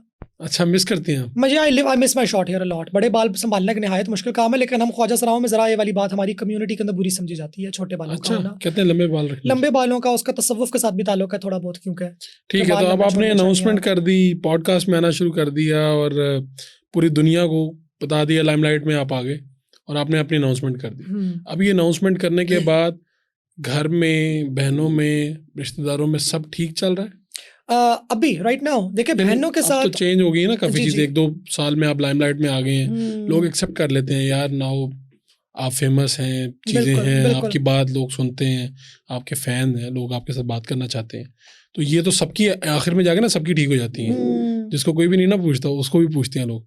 लेकिन जब ये अनाउंसमेंट की तो उस वक्त क्या चमगोइयाँ हुई, ये क्या फीडबैक आया? डर और खौफ, जो कि मैंने जब घर में भी अनाउंसमेंट की ना, सबसे पहले तो मैंने घर में अनाउंसमेंट की, ठीक है, इंतजार किया मैंने, मुझे घर तो बताना पड़ेगा कि मैं अब जाऊंगी, जिस चीज़ को जेंडर अफर्मिंग केयर कहा जाता है, GSC। अब वो हर किसी के जिस्म के मुताबिक होती है, मेरे मुताबिक बड़ी आसान थी, मेरा उन्होंने बस ये कहना था कि जी आपको हम ईस्ट्रोजन खिलाएंगे जो कि फीमेल हार्मोन होता है, वेरी सिंपल, मेरी भी तक वही चल रही है, टेस्टोस्टेरोन था ही नहीं कि ब्लॉक करते, तो वो मसला ही नहीं हुआ। वरना 2 गोलियां दी जाती हैं, एक तरफ आपका टेस्टोस्टेरोन ब्लॉक करते हैं, टेस्टोस्टेरोन ब्लॉकर के जरिए, और दूसरी तरफ आपको फीमेल हार्मोन देते हैं ताकि आपकी बॉडी अब एक फीमेल वाली साइड की तरफ जाना ज़रा ज़्यादा आपकी शुरू हो। ऑफ कोर्स पीरियड्स आपके नहीं होंगे, औलाद आपकी नहीं होगी आइंदा, क्योंकि औलाद हो भी नहीं सकती, खैर हमारी तो ख्वाजा सराओं की, लेकिन उसमें ये वाली बात भी होती है कि आपके वो नहीं है ना, यूट्रस नहीं है, बच्चादानी आपकी नहीं है, तो वो वाली चीज़ आपकी नहीं होगी, औरत आप नहीं है, लेकिन हम इस तरफ आपको ज़रूर ला सकते हैं कि आपके जिस्म को हम ठीक कर दें, आपकी शक्ल को हम ठीक कर दें, आपका हुलिया हम ठीक कर दें, आपकी जो बॉडी की केमिस्ट्री है हम उसको उस्तवार कर दें। तो मैंने घर वालों को बताया कि ये होने लगा है, तो जो मेरे घर में जो नॉन डॉक्टर्स हैं उन्होंने मुझसे पूछा, भाई मैंने ग्रुप कॉल की, अच्छा ग्रुप कॉल बड़ी दिलचस्प है, ये काफ़ी बड़ा ग्रुप है? बहुत बड़ा ग्रुप है। अच्छा, काफ़ी बड़ा ग्रुप है, 8 लोगों का ग्रुप है। अच्छा, तो वो बड़ा दिलचस्प हुआ, मैंने सोचा कि मैंने बताना तो अब है घर वालों को। अब एक दिन मैं सोई हुई थी और मुझे ख्वाब आते हैं, ख्वाब मुझे बड़े आते हैं और ख्वाब मुझे बड़े अच्छे आते हैं। ठीक है, ख्वाब के अंदर मुझे आया, और मैं इस वक्त ज़्यादा इस्लामिक नहीं जाऊँगी क्योंकि मुझे लगता है पाकिस्तान में लोग मज़हब बेचते बहुत है, वो जानबूझ के अपनी एक मजहबी आइडेंटिटी बनाते हैं ताकि लोग उनको फॉलो करना शुरू करें। मेरा एक बहुत गहरा ताल्लुक है, मैं एक बहुत मुलाई और एक तसव्वुफ, लेकिन आप ये चाहते हैं कि इतना पब्लिक ना हो ये इमेज? वो मेरा अपना पर्सनल है, वो मेरा जाती, वो मेरा और मेरे मौला का ताल्लुक है आपस में, वो लोगों तक रखती लेके जाती भी नहीं हूँ, मगर मुझे ख्वाब में एक आवाज़ आई कि उठ पुत्र करो फ़ोन, यही वक्त है। और लिटरली मुझे भी तक मेरी आँख खुली, पीछे मेरा फ़ोन पड़ा हुआ था, मैंने यहाँ से अपना यूँ फ़ोन उठाया और मैंने ग्रुप कॉल मिलाई और मैं उठ के अपने बिस्तर के अंदर बैठी और सब ने फ़ोन कॉल उठा ली, सब रेडी बैठे हुए थे जैसे। और मैंने कहा मैंने आप लोगों से बात करनी है। मैंने कहा क्या बात करनी है? मैंने कहा मैंने आप लोगों से ये बात करनी है कि मैं ट्रांजिशन करने लगी हूँ। तो बोले वो क्या होता है? मैंने कहा वो ये होता है कि मैं जैसी अभी दिखती हूँ मैं वैसी नहीं दिखूंगी। उधर से आया कि जी पहले भी तुमने एक एक्सपेरिमेंट किया अपने साथ, उसमें भी इतना मसला, दोबारा एक्सपेरिमेंट, क्या मतलब है तुम्हारा? मैंने कहा नहीं, ये वाला मेरा सीरियस है, ये वाला मेरा सीरियस है। इस पे मेरी बहुत ज़माने से मेरी थेरेपिस्ट साइकेट्रिस्ट से बात हो रही है, मैं पब्लिक को कम्युनिकेट कर चुकी हूँ, अब मैं इस तरफ आऊँगी। मैंने बोला इसका मतलब क्या? मैंने कहा इसका मतलब ये कि मैं बाल लंबे करूँगी, और इसका दूसरा बड़ा मतलब ये है कि मेरे पिस्तान डेवलप होंगे, जिनसे मुझे भी बहुत डर लगता था। बाय द वे मुझे भी बहुत डर, मैं रुकी भी इसी वजह से थी, मुझे क्योंकि ब्रेस्ट्स नहीं चाहिए थी, क्योंकि बचपन में जितनी गालियां सुन लो, जो कुछ हो जाए, इस मामले में बचत हो जाती थी, इस मामले में बचत हो जाती थी। तो उसका मुझे डर था बहुत ज़्यादा। वो डर और खौफ मेरे साइकियाट्रिस्ट और साइकोलॉजिस्ट ने मेरा ख़त्म करवाया पहले, कि सांस लो, इट्स ओके, जितनी तुम पे अटेम्प्टें होनी थी ना ब्रेस्ट के बगैर वो हो गई हैं, गैंग रेप की भी अटेम्प्टें हो गई हैं, क्या बात कर रही हो, ठीक है, बाकी वो एक एडजस्टमेंट है, वो तुम्हारी हो जाएगी वक्त के साथ साथ। तो मैंने उनको ये बताया, उन्होंने बोला आर यू श्योर? मैंने बोला जी आई एम वेरी श्योर। उन्होंने बोला okay go for it. And फिर मेरी ट्रीटमेंट स्टार्ट हुई, फिर मेरी हार्मोनल मेडिकेशन बेसिकली मेरी स्टार्ट हुई, और व्हेन इट स्टार्टेड तब मेरे डिप्रेशन का इलाज मैं आपको बताती हूँ 2017 में स्टार्ट हुआ, प्रॉपर दवाइयों वाला, अमेरिका में, अल्कोहलिज्म के बाद। उससे मुझे 5 मिलीग्राम एसिटालोप्रैम मिलती थी। जब मैंने ट्रांजिशन शुरू की तब मैं 20 मिलीग्राम एसिटालोप्रैम खा रही थी, और एक दूसरी गोली मेरी ऐड की गई थी ब्यूप्रोपियोन 75 mg पे, जो कि अब 150 पे जा पहुंची थी, यानी कि इंक्रीज से इंक्रीज होती जा रही थी। मेरी ट्रांजिशन स्टार्ट होती है, आज मैं किसी गोली पे नहीं हूँ। वाह जबरदस्त। यानी ये 2 साल में हुआ, 21 से 2022 में स्टार्ट हुई थी मेरी। ये जो आप मुझे देख रहे हैं आज, ये मेरे ख्याल से मेरे 1.5 साल के हार्मोन हुए हैं अभी सिर्फ, ये सिर्फ 1.5 साल की बलूगत का फर्क है का नतीजा। तो ये मजहब से पहले दूरी और फिर मजहब के इस तरह करीब, ये क्या कैसे हुआ? दूरी तो मेरे ख्याल से यानी आपको रहता है ना, हमारे से भी लोग मिलते हैं, वो कहते हैं कि यार ये काम नहीं हुआ, वो काम, ये खुदा ने मेरे साथ क्यों किया। मेरे ख्याल इंसान ये नॉर्मल है, कोई बहुत नॉर्मल है। मेरे ख्याल से हम एवी ना एथियज्म से डरते हैं। मुझे तो, मैं 3rd ईयर MBBS के अंदर थी, ये वाला सारा सिलसिला चल रहा था अभी वो मर्दानगी वाला इलाज भी शुरू होने लगा था मेरा। मेरे एक उर्दू के सर हैं, मेरे उस्ताद हैं, बहुत अच्छे हैं, मैं उनको बहुत अपने दिल के करीब मानती हूँ, उन्होंने मेरी बहुत हेल्प की है बहुत मामलात में। तो मैं उनके पास गई, मैंने कहा सर ये जो जिस रस्सी का नहीं कहते कि रस्सी को मजबूती से थामे रखो, तो मुझे तो लगता है वो मैं रस्सी छोड़ने लगी हूँ। तो मैंने बोला क्यों, क्या हुआ है? तो मैंने बोला बस जी मेरा ये भी गिला है, मेरा ये भी गिला है, मेरा ये भी गिला है, प्लस वो खैबर पख्तूनख्वा था और उन दिनों तालिबान भी आए हुए थे स्वात में, वो सारा कुछ भी चला था। तो यानी कि जो मजहब की शक्ल मुझे देखने को मिल रही थी, और जमीयत का काफ़ी गलबा था एज अ स्टूडेंट बॉडी, ठीक है, हमारे कॉलेज के अंदर उनसे मेरे बहुत ईंट फटे का वैर रहता था। अच्छा। तो यानी कि जिस चीज़ को हम इस्लाम कहते हैं ना, वो इस्लाम था जो मुझे वहाँ से देखने को मिल रहा था। तो उससे तो फिर दूरी हो ही जाती है आपकी, क्योंकि वो इतना पुरतशद्दुद है, वो इतना मुतशद्दुद है, वो इतना मावराए मंतक है कि वो उस पे तो नहीं आप अग्री नहीं कर सकते एक तरीके से। जो जमीयत गाइस थे उनसे कोई खुश नजर नहीं आते थे, वो बिल्कुल भी नहीं। उन्होंने मेरी गाड़ी के शीशे तोड़े हुए हैं। क्यों? बस पंगे फजूल के, कि लड़कियों से इसकी बातचीत होती है। इस बात पे पंजाब यूनिवर्सिटी में तो ये, कराची यूनिवर्सिटी में भी यही है, जाके लड़कों लड़कियों को बात करने पे हरास कर रहे होते हैं। भाई तुम्हें किसने ठेकेदारी करने का मौका दिया हुआ है? उनको बड़ा शौक है वो ईरान की और वो सऊदी अरब की जो अमर बिल मारूफ व नही अनिल मुनकर वाली जो पुलिस है वो बनने का ना। नहीं वो रुक गए हैं अब वैसे, ये मेरा बड़ा इनसे इख्तलाफ रहा है, ताल्लुक भी, लेकिन इख्तलाफ रहा कि ये काम आपका नहीं है। बिल्कुल ये काम आपका नहीं है, या तो ये कोई हुकूमत रियासत खुद कर रही हो ना, तो फिर भी कुछ समझ में आता है। अच्छा, मैं अपने उस्ताद के पास गई तो मैंने उनको बोला कि ये रस्सी छोड़ने लगी। मैंने कहा डर लग रहा है छोड़ते हुए ना, डर भी लग रहा है कि अच्छा अगर ये छोड़ दी तो फिर क्या है, व्हाट्स नेक्स्ट। तो उन्होंने मुझे बोला डरो मत, और उन्होंने मुझे एक ऐसी बात की जो बात मुझे उस वक्त समझ नहीं आई, वो बात मुझे 8 साल बाद समझ आई। उन्होंने बोला ना तुम्हारा ये थियज्म, एग्नोस्टिसिज्म, एग्नोस्टिसिज्म से एथियज्म, फिर एथियज्म से स्पिरिचुअलिटी, फिर स्पिरिचुअलिटी से दोबारा किसी और किस्म की डीइज्म, फिर दोबारा थियज्म। कहते हैं ये पुत्र है और ये तुम्हारी अब ट्रेन पटरी सब निकल गई है, ये अब सारे स्टॉप आएंगे, स्टेशन तुम्हारे आएंगे, तुम इन्हें आने दो, इन्हें आने दो, इनसे डरो मत। वो आपको पता है वो बात हमारे यहाँ ना एपोस्टेसी की जाती है, और हमारे यहाँ एथियज्म की बात की जाती है कि हाय हमारे मुल्क में एथियज्म फैल गया, एथियज्म फैल गया। अच्छा मुझे आज भी एथियस्ट मेरे बहुत अच्छे अच्छे दोस्त हैं, और बहुत से लोग बुरे लोग नहीं हैं। बहुत अच्छे लोग हैं, बहुत से एथियस्ट बहुत बुरे भी हैं, बहुत से आपके दिमाग पे सवार हो जाते हैं कि भाई तू तो चुप कर जा, तुमने तो फजूल का मजाक। बहुत से मुसलमान बहुत बुरे हैं, बिल्कुल, बहुत से मुसलमान बहुत अच्छे हैं। इसका उस अखलाकियात से कोई ताल्लुक इस बात का। उन्होंने बोला कि आने दो, लेट इट फ्लो, ये रवानी है।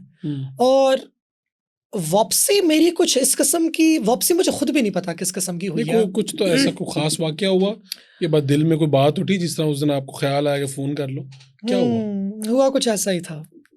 ऐसा हुआ कुछ ऐसा ही था, मुझे ये नहीं पता ना भी कैमरे में बताएं तो फिर वो कुछ ज़्यादा ही लोग मुझे ये कुछ मेरे ख्याल से वो मुरीद पढ़ना चाहेंगे, कुछ मुर्शिद मान लेंगे मुझे, कुछ बोलेंगे अभी झूठ बोल रही है। नहीं, ये तो आपको तो कभी भी अब सच बोलने से डरना नहीं चाहिए। आपने इतने बड़े सच बोल दिए अपनी जिंदगी के। हाँ, तो क्या ये जो हुआ वही बता रहे हैं ना। एथिज्म की तरफ जब मैं गई ना तो मैं रैशनैलिटी की जानिब से गई, और कुछ अरसे के बाद मुझे इस बात का एहसास होना स्टार्ट हुआ कि सिर्फ हेड तो होता ही नहीं है, मंतक तो बहुत सी चीजें नहीं मानती, असि फिर भी कर जाने हो। ठीक है, वो जिस गली में आपका महबूब होता है, जिससे गुजरे बगैर आपको सुकून नहीं आता, मंतक तो वो भी नहीं मानती, तो फिर भी गुजरती तो हो ना तुम वहां से। अच्छा, मैं बोला हाँ गुजरती तो हूँ फिर भी। तो जब इश्क मावराए मंतक है, जिस पे तुम्हारा इतना बड़ा अकीदा है, जिसको तुम मानती हो, तो फिर ये क्या है। और मैं ज़रा तसव्वुफ की तरफ आई। पहले मैं तसव्वुफ को जाहिलियत समझती थी, ये जाहिलाने काम, ये तो सबसे ही जाहिल है ना, कि मैं यानी कि ये उस वाली चीज़ पे चली कि तो मुसलमान तो होते ही जाहिल हैं, लेकिन उनसे भी ज़्यादा जो वध के जाहिल हैं तो वो फिर ये वाले लोग हैं ना, इनकी तो मैंने सुननी नहीं है। तो ज़रा मैंने थोड़ी बहुत ये भी सुननी शुरू की, ज़रा से अहमद जावेद साहब की कुछ वीडियोस टकराई ऑनलाइन, तो वो भी जब मैंने देखा ये तो कुछ बहुत अंदर की बात है, ये तो इधर से आवाज़ आ रही है थोड़ी मेरी अपने भी। और मुझे एहसास हुआ कि मैंने इस रैशनैलिटी के चक्कर में अपने आप को बहुत दबाना शुरू कर दिया है। फिर थोड़ा बहुत मॉडर्निटी का क्रिटिसिज्म पड़ा, करते करते पाकिस्तान वापस आ गई, हबीब यूनिवर्सिटी में पढ़ाना शुरू किया। उधर नुमान नकवी साहब एक होते हैं, अच्छा, काफ़ी अच्छे रिलीजन के ऊपर बहुत काम है उनका, मॉडर्निटी के ख़िलाफ़ उनका बड़ा काम है, बहुत बड़े क्रिटिक है मॉडर्निटी के। वो एक तरीके से ये पढ़ा और मेरा ना पैराडाइम ही फ्लिप हो गया, यानी कि विंडोज़ की जगह मैक इंस्टॉल हो गई ना। मैंने कहा ये तो इतने साल मैं जिस मंतक, हाँ जी, और जिस सोच के लिए लड़ती रही हूँ, ये तो मैं ज़रा, मुझे लगता है मैं 8वीं जमात से आगे आ गई हूँ, ये तो ज़रा मैं अपग्रेड हो गई हूँ थोड़ी सी, कि ये हिसाब तो नहीं है कि ये भी हकीकत है। एक तरफ एक इंसान कह रहा है कि जी सिर्फ अल्लाह और अल्लाह के सिवा और कोई भी नहीं है, और बस मेरा मजहब मानो वरना मैं तुम लोगों को गोलियां मार दूंगा। वो मुझे बुरा लगा, मैं मजहब से दूर हो गई। अब मैं इधर आई हूँ और अब यहाँ पे मुझे इस किस्म के लोग नजर आ रहे हैं कि जी ये कुछ भी नहीं होता, मजहब से कुछ भी नहीं होता, और जो लोग मजहब में मानते हैं वो तो जाहिर होते हैं और उन सबको मार देना चाहिए या उनकी बात बिल्कुल भी नहीं सुननी चाहिए। फ़र्क क्या है? फ़र्क तो कोई भी नहीं है, दो इंतहाएं हैं। तो ये मैं तो लेकिन ये नहीं हूँ, और मेरे कुछ ओपिनियंस चेंज हुए हैं, क्योंकि मेरी कुछ बहुत अच्छे मुसलमान लोगों से मुलाकात हुई और मैंने कहा ये एक मुस्लिम है, ये एक मुहज्जबा खातून है, बापर्दा खातून है, या ये एक बहुत जैसे कहती हैं एक मुस्लिम इमेज फॉलो करने वाली एक मैन है, and he is so nice, she is so nice. जिस जो हमारे दिमाग में एक इमेज बनी हुई है बिल्कुल भी वैसे नहीं है। तो इट्स सो ब्रिलियंट कि ऐसे लोग भी मौजूद होते हैं।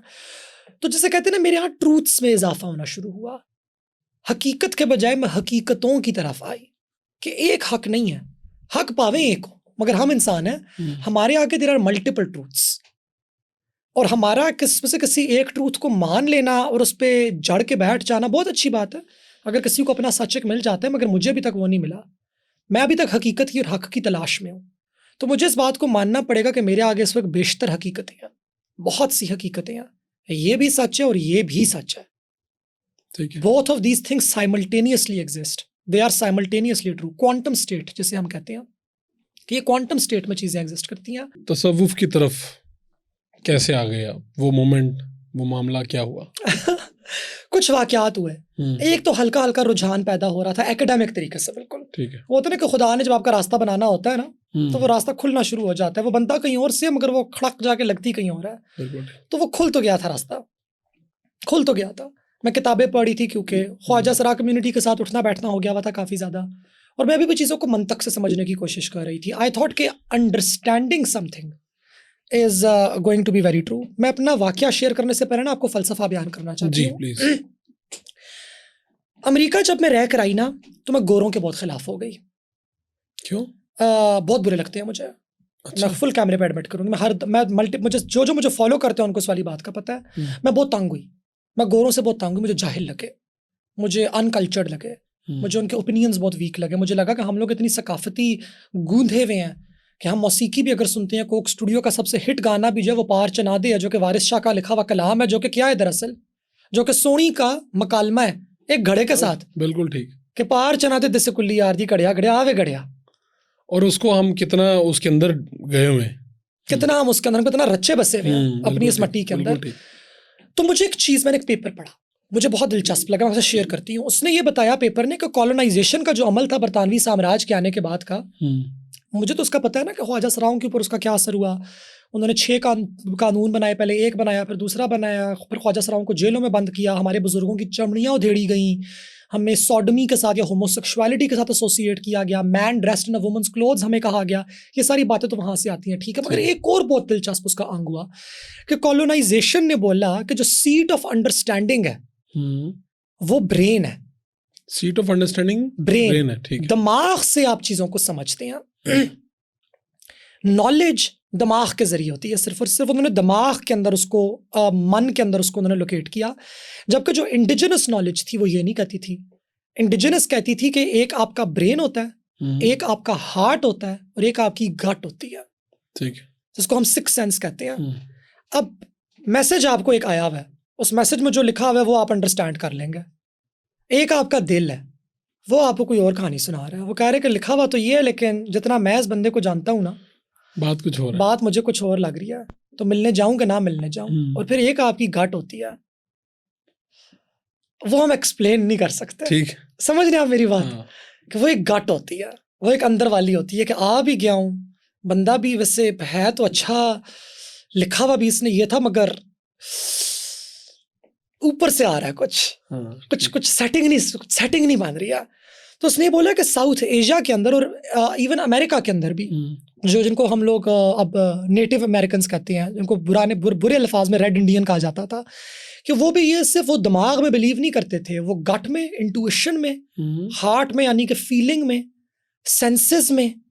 कभी कभार मौसमों की खुशबू होती है, कभी कभार आपको अनहोनी की, कुछ बुरे होने की, दुर्घटना की बू आ जाती है। बंदा कहता है यार कुछ होने वाला है, कि ये यार ये कुछ सेटिंग नहीं बन रही, सब कुछ सेट है, कॉफी बड़ी टाइट दिया, पानी बड़ा अच्छा दिया, स्टूडियो बड़ा फिट है, लेकिन मुझे नहीं हो रही। वैसे मैं कह रही हूँ कि कुछ होने वाला है। ठीक है। मैंने ये पेपर पढ़ा, मैंने कहा यार यही तो मेरा मसला चल रहा है पिछले 7 साल से कि 6 साल से, कि मैं मंतक से चीजों को अच्छा अंडरस्टैंड कर रही हूँ, मगर कुछ एक निचोड़ सा है बेसिकली अंदर। अभी ये सब कुछ चल ही रहा था कि मेरे ऊपर वो अटैक हुआ। ठीक है। उस अटैक में मैंने मेरे ख्याल से काफ़ी एक अच्छा किरदार प्ले किया, मैंने अपना बहुत अच्छा दिफा किया कि आखिर में 40 मिनट बाद जब पुलिस पहुंची ना वहाँ पे, तब तक मेरे सारे कपड़े फट चुके हुए थे, मेरी एक टांग ऑलमोस्ट टूट चुकी हुई थी, क्योंकि वो मैं लाते मारी थी उन्हें बहुत ज़्यादा। और कितने लोग थे वो? 40 थे, मगर गाड़ी का दरवाज़ा तोड़ के अंदर 12 आए हुए थे, और 4 से 6 के हाथ मेरे ऊपर थे। 4 मुझे याद है, 4 मुझे बखूबी तरीके से, कि 4 में से एक को मैंने पकड़ लिया था, सांस उसमें मैंने रोकनी शुरू कर दी थी कि मैं मारूंगी, मैं लेके मरूंगी, साथ मेरा कुछ काली जाग गई थी अंदर की, आप ये वाली बात अगर समझे तो। और मैं हकीकी तौर पे मैं यही बोलूंगी, क्योंकि मेरे साथ साथी भी थे मेरे कुछ, जो एक और गाड़ी के अंदर बंद थे, उनकी गाड़ी में भी हवा बोला हुआ था, और उनमें से कुछ लोग शीशों से निकल के सिर्फ मुझे देख रहे थे कि कैसे मेरी पतलून फटी है, फिर मेरी कमीज फटी है, और कैसे उनमें से 2 लोगों ने मेरी टांग पकड़ी हुई थी, करोला थी, GLI थी, और मेरी टांग को ना वो बाहर रख के ना मेरी टांग पे लाते मारे थे, उसको दरवाजे के साथ रख के कि इसकी टांग टूटे किसी तरीके से, हमें लाते मारना बंद करे ये बंदी, ये मूरत जो है। तो उसको हम पकड़ने के लिए बेसिकली यहाँ पर आए। बहुत बयान करते हुए तो अब मेरे रोंगटे भी नहीं खड़े होते, एक ज़माने तक होते थे मेरे, अब मैं अल्हम्दुलिल्लाह इस ट्रॉमा से काफ़ी आगे आ चुकी हुई हूँ। लेकिन मेरे दोस्तों ने मुझे बाद में रोते हुए, हम सब रोए उस दिन के बाद, बैठ के घंटों तक हम लोग रोए, मैं को हफ्ते तक सो नहीं सकी थी, इतना अजीबोगरीब सा अमल था। उन्होंने कहा था कि हमने जब तुम्हें देखा तो हमें लगा कि तुम्हारी जैसे कोई काली माँ जाग गई है तुम्हारे अंदर, कि काली का साया आ गया तुम्हारे ऊपर, तुम्हारी जो आवाज़ थी, तुम्हारा जो गुर्राना था, तुम्हारी जो चीखें थी, वो दर्द की चीख नहीं थी, वो मरने की चीख नहीं थी, वो मारने वाली थी। तो ये कहाँ से आया? और मैंने भी सोचा कि ये कहाँ से आया। और अभी ये सब कुछ हो ही रहा था कि हमारे ख्वाजा सरा साथियों ने बोला कि मेहरा एहतजाज तो अब करना पड़ेगा, बात हद से बाहर गुजर चुकी है, रोज़ाना ख्वाजा सरा कत्ल हो रहे हैं, इस गैंग ने जीना हराम करके रख दिया। वे फंक्शन करवाते हैं, मूर्तें मारते हैं, मूर्तें उठाते हैं, टांगों में गोलियां लग रही हैं।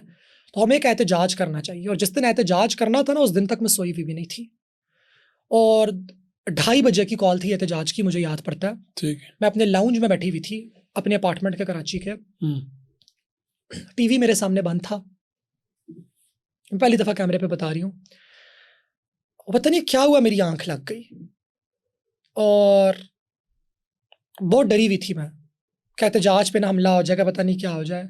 और मुझे ख्वाब में कुछ आया, मुझे क्या आया मुझे याद नहीं है, ठीक है, मैं हकीकी तौर पे आपको बता रही हूँ, मगर मुझे एक दिल की धड़कन की आवाज़ आई, बिल्कुल मुझे एक दिल की धड़कन की आवाज़ आई।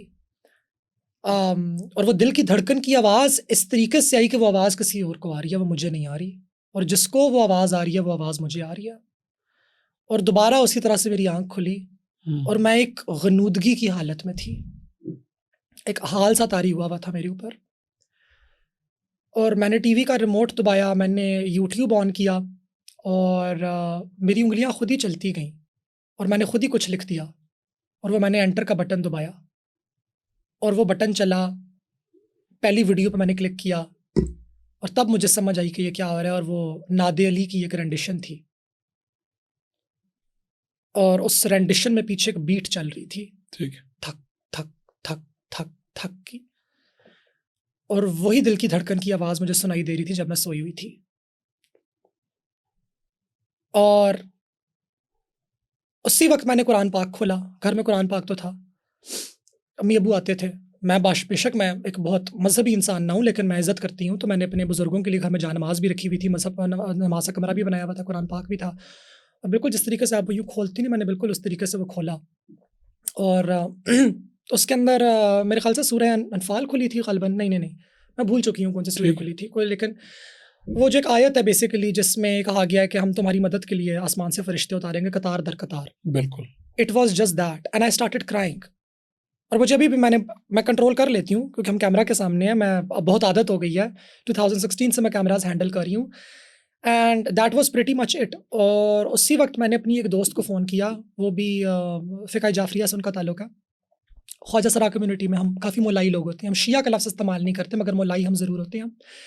और मैंने उसको फ़ोन किया और मैंने उसको बोला कि मैं एहतजाज बयान शुरू होने वाला है, मैं घर से निकलने लगी हूँ, मैं वज़ू बनाने लगी हूँ, अब ज़रा मुसलमान हो गई हूँ, अभी हुई हूँ दोबारा वापस, तो हो सके तो ज़रा इमाम बारगाह से ज़रा एक अलम पाक लेती है ना, ठीक, उसके बगैर ये तो नहीं होना चाहिए क्योंकि, और काली शलवार कमीज़ मैंने पहनी, बाल तब छोटे ही होते थे, और मैं गई और हमने वो एहतजाज किया और उसके अंदर अलम पाक भी मैंने मंगवाया और यूँ मेरा एक सिलसिला दोबारा एक होना शुरू हुआ। मुझे लगता है कि मौलाए कायनात के साथ एक मौलाली एक वसीला बने एक तरीके से, और वो यूँ एक बात होती है, फिर there has been no looking back. नाराज़गियाँ हो जाती हैं कभी कभार, गिले शिकवे हो जाते हैं, लेकिन आप शुगल मेला लगा रहता है अल्लाह मियाँ के साथ, अक्सर औक़ात मैं गिले भी कर देती होती हूँ, मैं कहती हूँ अल्लाह मियाँ तो सस औरतें मजाक ही कर छड़िया कि आप तो बस ही नहीं कर रहे, आपने तो बिग बॉस ही बना दिया मेरी ज़िंदगी का गेमों पे चैलेंज दिए जा रहे हैं, कुछ ज़रा ब्रेक भी दे दें थोड़ी सी बीच में। अभी भी ज़िंदगी में चैलेंज चल रहे हैं? आजकल तो दोबारा एक नया चैलेंज आया हुआ है, वालिद साहब की तबीयत थोड़ी ख़राब है, नासाज है, मैं उसका खुल के मैं जिक्र नहीं करूँगी, एक पर्सनल मैटर है क्योंकि उनका, लेकिन उसकी खातिर मैं उसमें काफ़ी मसरूफ़ हूँ मैं आजकल, लेकिन अब बेहतर, अब बहुत खुश हूँ, अब खुश हैं, अब अच्छी जगह पे हूँ। पिछले 2 साल बहुत टफ गुजरे हैं, कि जो प्रोपेगेंडा हुआ है ना मेरे खिलाफ, जो मजहबी जमातों ने किया है, इसने हमें बहुत हर्ट किया है। अच्छा, वैसे क्या मामला है, यानी देखा हमने सेनेटर मुश्ताक अहमद खान साहब के साथ कुछ हुआ, फिर और भी काफ़ी लोगों के साथ, आप तो ऐसी कह देती हैं बस ओलिया मकबूल जान ने ये किया हमारे साथ, तो लोग बड़े खाइफ रहते हैं, आप खाइफ हो जाती हैं एकदम। तो उन्होंने किया है ना, उन्होंने किया है, उन्होंने झूठ बोले हैं। दूसरा एक नाम मैं भूल गया, मारिया बी, उनके साथ भी कोई मोहब्बत का सिलसिला? उनका मेरा तो मोहब्बत का सिलसिला नहीं है, शायद उनके किसी करीबी मर्द रिश्तेदार को मेरे ख्याल से शायद मुझसे कोई इश्क है और उसका गम वो पी नहीं पा रही हैं कि वो मुझे मेरे ऊपर निकाल रही हैं, शायद उनकी अपनी शख्सियत ही इस किस्म की है, मुझे उनका माजरा नहीं समझ आता, या वो शोहरत की वो हैं मेरे ख्याल से, कहीं ना कहीं है ये, कहीं ना कहीं प्यार होता है जब आप ज्यादा एक दूसरे को कर रहे होते हैं ना, दरमियान में कहीं प्यार पीछे। मुझे ये लगता है कि बहुत से लोगों को शोहरत की हिरस है। अच्छा, तो अगर आप मेरे ढेर सारे पॉडकास्ट उठा के देखें और आप उनमें से मेरे को 5 सेकंड की वो क्लिप निकाल लें जो मेरी बार बार चलाई जाती है कि जी ये खुद को पॉर्न सप्लायर कहता है, मैंने मुरू की पॉडकास्ट से बोला था ना कि I am admitting it on camera that I was a supplier, वो एक जोक है। मैं 9वीं जमात की बच्ची थी कि 10वीं जमात की बच्ची थी, मैं उस जमाने का जिक्र कर रही हूँ, उस जमाने में नए नए कंप्यूटर आए थे, नए तो ऐसे तो वैसे हर स्कूल में आपको मिल जाएंगे। नए टोटे चलना शुरू हुए थे और मेरे पास कंप्यूटर अच्छा था, इंटरनेट अच्छा था, मुझे इस्तेमाल करना था, तो लोग मुझसे मांगा करते थे और मैं उनको डाउनलोड करके हार्ड डिस्क में डाल के दे दिया करती थी। ये मैं एडमिट कर रही हूँ कैमरे पे। और इसके फौरन बाद हम डिस्कशन करते हैं रेस के ऊपर, मारिया शारापोवा के ऊपर और सेरेना विलियम्स के ऊपर, कि कैसे लोग मारिया शारापोवा की तस्वीरें मांगते थे मगर सेरेना विलियम्स की नहीं मांगते थे। And then we go into a discussion about beauty and race and sports. वो सारी आपने हटा दी और वो वाले ज्यादा पीछे वाली आपने चलाई। हालांकि आपने मेरा पूरा पॉडकास्ट देखा, आप खुद को मुसलमान कह रहे हैं, आप कह रहे हैं कि हम दावा और तबलीग का काम कर रहे हैं, उसके बावजूद आपने आउट ऑफ कॉन्टेक्स्ट मेरी क्लिप निकाल के झूठ के साथ जोड़ के, झूठा प्रोपेगेंडा मेरे साथ जोड़ के आप लोगों ने आगे चलाया। नंबर 2, अक्सर औकात लोग कहते हैं ना कि जी ये हमारे मुल्क के अंदर होमोसेक्सुअलिटी को फरोग दे रहे हैं। बड़ा स्टूपिड मुझे आर्ग्यूमेंट लेता है, बिकॉज क्योंकि आप सेक्सुअलिटी को तो फरोग दे ही नहीं सकते। सेक्सुअलिटी तो सेक्सुअलिटी है, वो तो हर किसी की अपनी है, और मुझे टर्म फनी लगती है। तो एक और मेरी क्लिप है, मैं दोस्तों के साथ बैठी हुई हूँ, जैसे मैं हंसते हंसते कहती हूँ कि जी इन हमारी दोस्त से मिली, इनका नाम है सना, इन्होंने फलां यूनिवर्सिटी के अंदर हम जिन्स परस्ती को फरोग दिया, और हम सारे कैका मार के हंसते हैं। इस मेरी क्लिप को ये बाकायदा यूं प्ले करते हैं कि देखें जी ये कैमरा के ऊपर एडमिट कर रहा है। तो अब आप एक स्टार है ना, तो आप इस तरह के मजाक करेंगी तो लोग उसको सीरियस लेके प्रोपेगेट कर देंगे। मगर वो मजाक ही बहुत पहले किया गया था, वो कोई 4 साल पुराना मजाक है, 4 साल पुराना मजाक है, वो 5 साल पुराना मजाक है। तब मेरे थोड़े से फॉलोअर्स होते थे, अपने दोस्तों के साथ, अपने मैं फॉलोअर्स साथ जोक कर रही हूँ। तो मेरा इनसे यही एतराज है कि आप झूठ क्यों बोल रहे हैं, आप झूठ क्यों बोल रहे हैं। सेनेटर मुश्ताक साहब अपनी स्पीच के अंदर सेनेट के फ्लोर के ऊपर कहते हैं कि ख्वाजा सरार ट्रांसजेंडर पर्संस एक्ट की वजह से मसला हुआ नहीं है, होगा। वो नहीं, उसकी उन्होंने कोई डाटा भी दिया ना कि इतने लोगों ने ये अपना चेंज करवा लिया, मर्द से औरत। हाँ, और लोगों को ये क्यों, मैं आपसे ये अंडरस्टैंडिंग के लिए पूछना चाह रहा हूँ, लोगों को लगता है कि लोग अपनी ख्वाहिश के मुताबिक ये करवाते हैं, मजबूरी के तहत करवाते हैं, यानी ये बड़ा फैसला होता है कोई बहुत, बिल्कुल ऐसे कोई तो नहीं है कि आज कोई उठ के कह दे कि मैंने कल से लड़की बनना है। मैंने कुछ लोगों के इंटरव्यूज किए हुए हैं, एक लड़की थी, वो फिर बाद में लड़का बना, ट्रांस मैन जैसे कहते हैं, जी, और वो फिर इमाम मस्जिद बन गया। ये ननकाना साहब वाली साइड की, मेरे को उर्दू पॉइंट वगैरह पे पड़ी होगी उसके ऊपर। तो मैंने कई लोगों से पूछता हूँ, कुछ दिन पहले यहाँ पे साहिल अदीम साहब आए थे, मैंने उनसे पूछा कि ये जो जेंडर है, तो उन्होंने कहा कि इस्लाम में 2 जेंडर हैं। ठीक है, मैं ख्याल अली भी हमारे साथ बैठे हैं, शायद ये मुझे याद दिला दें, यही कहा था उन्होंने कि मर्द है और औरत है। ठीक है, तीसरी कोई जेंडर है ही नहीं इस्लाम में। अच्छा, ठीक है, ये उनका अपना पॉइंट ऑफ व्यू है। हाँ, पॉइंट ऑफ व्यू है ना, ठीक है, ये उनका अपना पॉइंट। मैं आपसे ही पूछना चाह रहा हूँ, एक तो ये पहले वाली हम मुश्ताक साहब वाली बात, और दूसरी ये बात। सो मुश्ताक साहब ने ये डेटा प्रेजेंट किया, उन्होंने बोला कि जितने मर्दों ने खुद को औरत में तब्दील किया है और इतनी औरतों ने खुद को मर्दों में तब्दील किया है, और ये डेटा हमारे पास नादरा से आया है। नादरा वाले खुद सेनेट आए और उन्होंने क्लैरिफिकेशन दी। सोच वालों ने, सोच फैक्ट चेक के नाम से उनका प्लेटफॉर्म है, बड़ा अच्छा प्लेटफॉर्म है फैक्ट चेकिंग के लिए, उन्होंने क्लैरिफिकेशन दी कि ये डेटा की करेक्शन थी। और ये होता है, मेरी अपनी एक बहन है, अच्छा, नाम उनका खवातीन वाला है, और हम मेरे अम्मा अब्बा के भी कोई डॉक्यूमेंट्स प्रिपेयर होने थे नादरा से, उसमें वो जो शजरा पूरा निकाला जाता है ना, उसमें उनका आगे लिखा हुआ बेटा, पीछे नाम लड़कियों वाले, आगे लिखा हुआ बेटा। अब वो नादरा को आप दरखास्त देंगे कि भाईजान है, तो ये आपने क्या मजाक किया। और सेनेटर साहब को ये लगा कि ये लोग वो उनको लगा नहीं, उनको पता है। अच्छा, ये मेरा एतराज है। सेनेटर साहब कोई दूध पीते बच्चे तो नहीं है ना, वो एक लेजिस्लेटर है। नादरा ने ये कहा कि ये सारी जो मामला है, ये तो सिर्फ करेक्शन का मामला है, ये नहीं ऐसे है जैसे मैं आईडी कार्ड बनाना चाहूँ, मेरे जेंडर में आप कुछ भी लिख दें, आप फीमेल लिख दें, फीमेल लिख दें, आप दोबारा जाए और आप बोलें कि जी मेरा ठीक करो यार, ये वो डेटा था, ये वो डेटा है। ओके। और नादरा ने क्लैरिफिकेशन दी कि पाकिस्तान में से मेरे ख्याल से 5,500 के 6,500 ख्वाजा सराओं के शनाख्ती कार्ड मौजूद है। हमारा कार्ड शनाख्ती कार्ड होता ही ख्वाजा सरा का है। अच्छा, ये बिल्कुल हमारी तरह का ही होता है, बिल्कुल आप ही की तरह होता है, बस जेंडर की जगह एम और एफ की जगह एक्स लिखा हुआ होता है, बस इतने बात। और दूसरी बात ये कि जितने भी इस टाइम कितने ख्वाजा सरा होंगे, ये तो वो हैं जिनके पास नादरा के शनाख्ती कार्ड बने। हमारी अपनी एस्टिमेशन के मुताबिक हम लोग कहते हैं कि जी कम से कम पाकिस्तान के अंदर 3.5 लाख ख्वाजा सरा मौजूद है। 3.5 लाख, लेकिन शनाख्ती कार्ड इस वक्त सिर्फ 6,500 के पास, 5,500 के पास है। क्या वजह बोल रही हूँ, लोग क्यों नहीं बनवाना नहीं चाहते, उनको गाली लगती है कि ख्वाजा सरा एक्स पे नहीं, कि वो ये कहते हैं कि जी तो शनाख्ती कार्ड पे अगर एक्स लिखा हुआ है ना, तो उनको तो एक्स वर्ड, इस पे खिलाफ प्रोपेगेंडा भी बड़ा किया। उनको लगता है कि एक्स का ताल्लुक एक्स के साथ है, तो हमें जो लोग हैं तो वो एक्स के साथ एसोसिएट करते हैं। वैसे भी तो अभी तुम लोगों ने एक्स ही लिखवा दिया तो क्या होगा। तो फिर इनके काम कैसे होते हैं अगर इनके पास आईडी कार्ड नहीं होते? बैंक आगे ये वो बस मर्द के ऊपर चलते हैं। बड़ी पाकिस्तान की मशहूर ख्वाजा सरा हैं जो टीवी के ऊपर आके ख्वाजा सरा कि जी पाकिस्तान की पहली ख्वाजा सरा, ये पाकिस्तान की पहली ख्वाजा सरा, वो शनाख्ती कार्ड तब्दील नहीं कराया उन्होंने, नहीं करवाया, मर्द का रखा हुआ उन्होंने अभी तक। अच्छा, और दूसरा ये कि ये जो आपने कहा पहले कि डांस, फिर ये जिस्म फरोशी, और 3 आपने वो बताए, तो ये कितना को बड़ा काम है। यानी ये जो डांस वाला है, हम देखते हैं कि लोग जाते हैं ख्वाजा सरा डांस करते हैं, फिर वहाँ पे उनके साथ बदतमीजी भी हो जाती है वहाँ पे। लेकिन बहुत ज़्यादा लोग इनवाइट करते हैं, ख़ास तौर पे एक पट्टी इस तरफ है, फिर जनूबी पंजाब में भी बहुत ट्रेंड है इसका। जी बिल्कुल। तो आप इसको, आपका टेक क्या है? एक तो पहले ये कि इसके ऊपर लोग पैसे, इसे मुजरा कहते हैं। जी बिल्कुल, मुजरा कहते हैं। आपकी जुबान में मुझे नहीं पता क्या टर्म इसकी है। हम लोग फंक्शन कहते हैं। फंक्शन कहते हैं जी, फंक्शन करने में। हाँ जी बिल्कुल। तो फंक्शन में बदतमीजियाँ भी होती हैं, पैसे भी बहुत मिलते हैं। आप इसे कैसे देखती हैं, क्या ठीक है?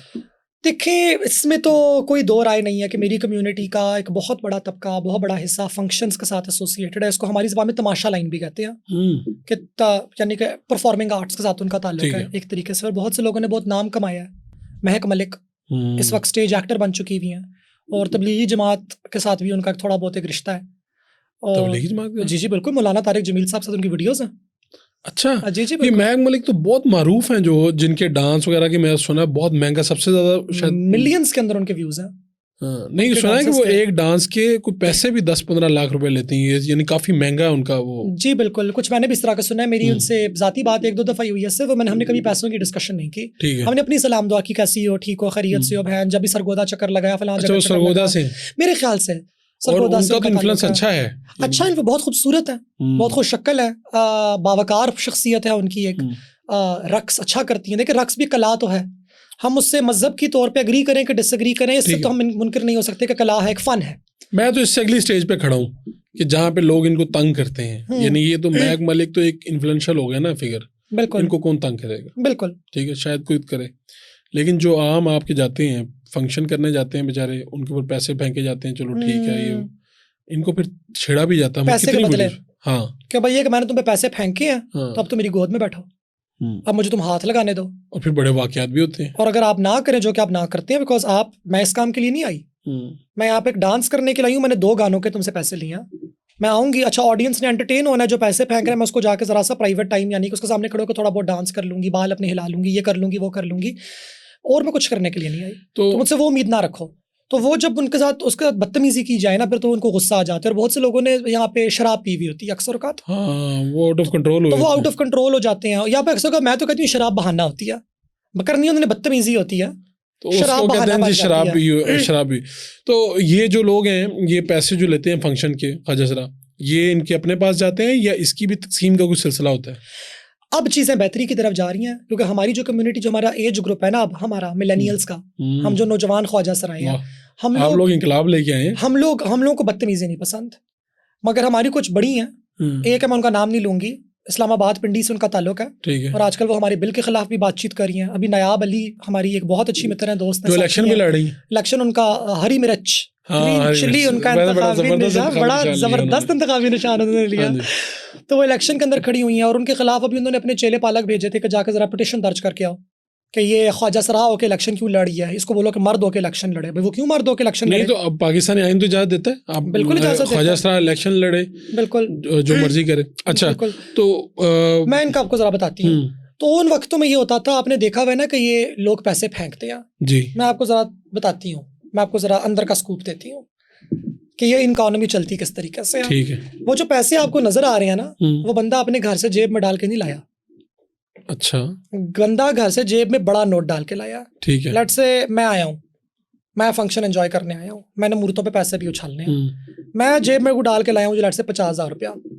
अब जो मैं उछालूंगा, मैं वो वाला 50,000 रुपया नहीं उछालूंगा। वहां पे जो मूर्तें नाचने के लिए आई हुई हैं, उनके साथ एक और आदमी आया हुआ होगा, एक मूर्त आई हुई होगी, ठीक है, मैं उससे जाके पैसे लूंगा। मैं अपने पैसे लाया होगा, मैं उसको जाके पकड़ाऊंगा 50,000 रुपया, ठीक है, और उसके बदले में वो मुझे कैश पकड़ाएगी 45,000 रुपीज का। 5,000 उसकी अपनी इनकम हो गई। 45,000 मेरे पास आ जाएंगे जी, 1,000 की लट से 5 नोट या 10 नोट, 500 के थोड़े से नोट, 100 के बथेरे, फिर 50 के ढेर सारे नोट, इसे कहते हैं कैश। वो जो मूर्त ने उसको 45,000 रुपीज पकड़ाए हैं, वो मूर्त भी अपने घर से साथ लेकर नहीं आई। अच्छा, वो किसी बड़ी मूर्त से लेकर आई है, किसी बड़े ख्वाजा सरा से लेकर आई है। और एक जमाने तक चकवाल से लेके अटक तक जितने भी फंक्शन होते थे, उनमें जो कैश चलता था वो इस एक मूर्त का चलता था। वो एक जो लीड कर रही है, वो जो एक कहती है कि मैं लीड कर रही हूँ, किसी जमाने में बड़ी अच्छी होती थी, हम उनको सर आंखों पे बिठाया करते थे। तो वो ये सारा कैश यानी इतनी बड़ी पट्टी में है, तो यानी वो तो फिर बहुत अमीर होंगे। FBR, federal bureau of board of revenue को एक अनपढ़ ख्वाजा सरा जिसकी कोई सोर्स ऑफ इनकम नहीं है, 11 करोड़ के एसेट्स डिक्लेयर करता है। कैसे, कहाँ से आए हैं?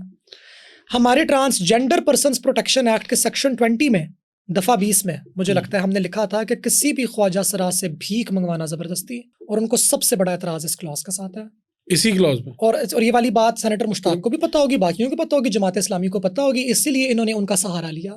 और मुझे इनसे इस बात के ऊपर एतराज़ है कि आप लोग क्रिमिनल्स का सहारा ले रहे हैं इस्लाम की बात करने के लिए। That is unfair, that is wrong. और अगर आप भीख मांगते हो, अगर आप भीख मांग के कमाते हो पैसे अपने, और ये पैसे आप कमाते हो रावलपिंडी इस्लामाबाद के अंदर, तो आपको उनको भत्ता भी देना है महीने का।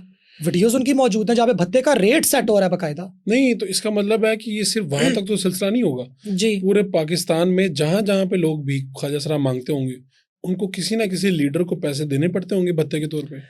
ज्यादा उधर है, ज्यादा उधर है। यहाँ वाले आजाद हैं, यहाँ वालों का आजाद तो वो नहीं है, लेकिन वहां पे भत्ता नहीं देना होता। ठीक है। वहां पे वो चीज दरअसल ये होती है कि जो ख्वाजा सरा बुजुर्ग हो गए हैं, जो अब खुद भीख भी नहीं मांग सकते, नाच भी नहीं सकते, टोली पे भी नहीं जा सकते, दुआएं देने के लिए बहुत कम जा सकते हैं बेचारे, उनको बड़ा पना के देते, थोड़ा सा घर में राशन डाल दें, ठीक है, आटा ले आए उनके लिए, अच्छा, गोश्त ले आए, मुर्गी ले आए, यूं इस तरह मदद कर दें।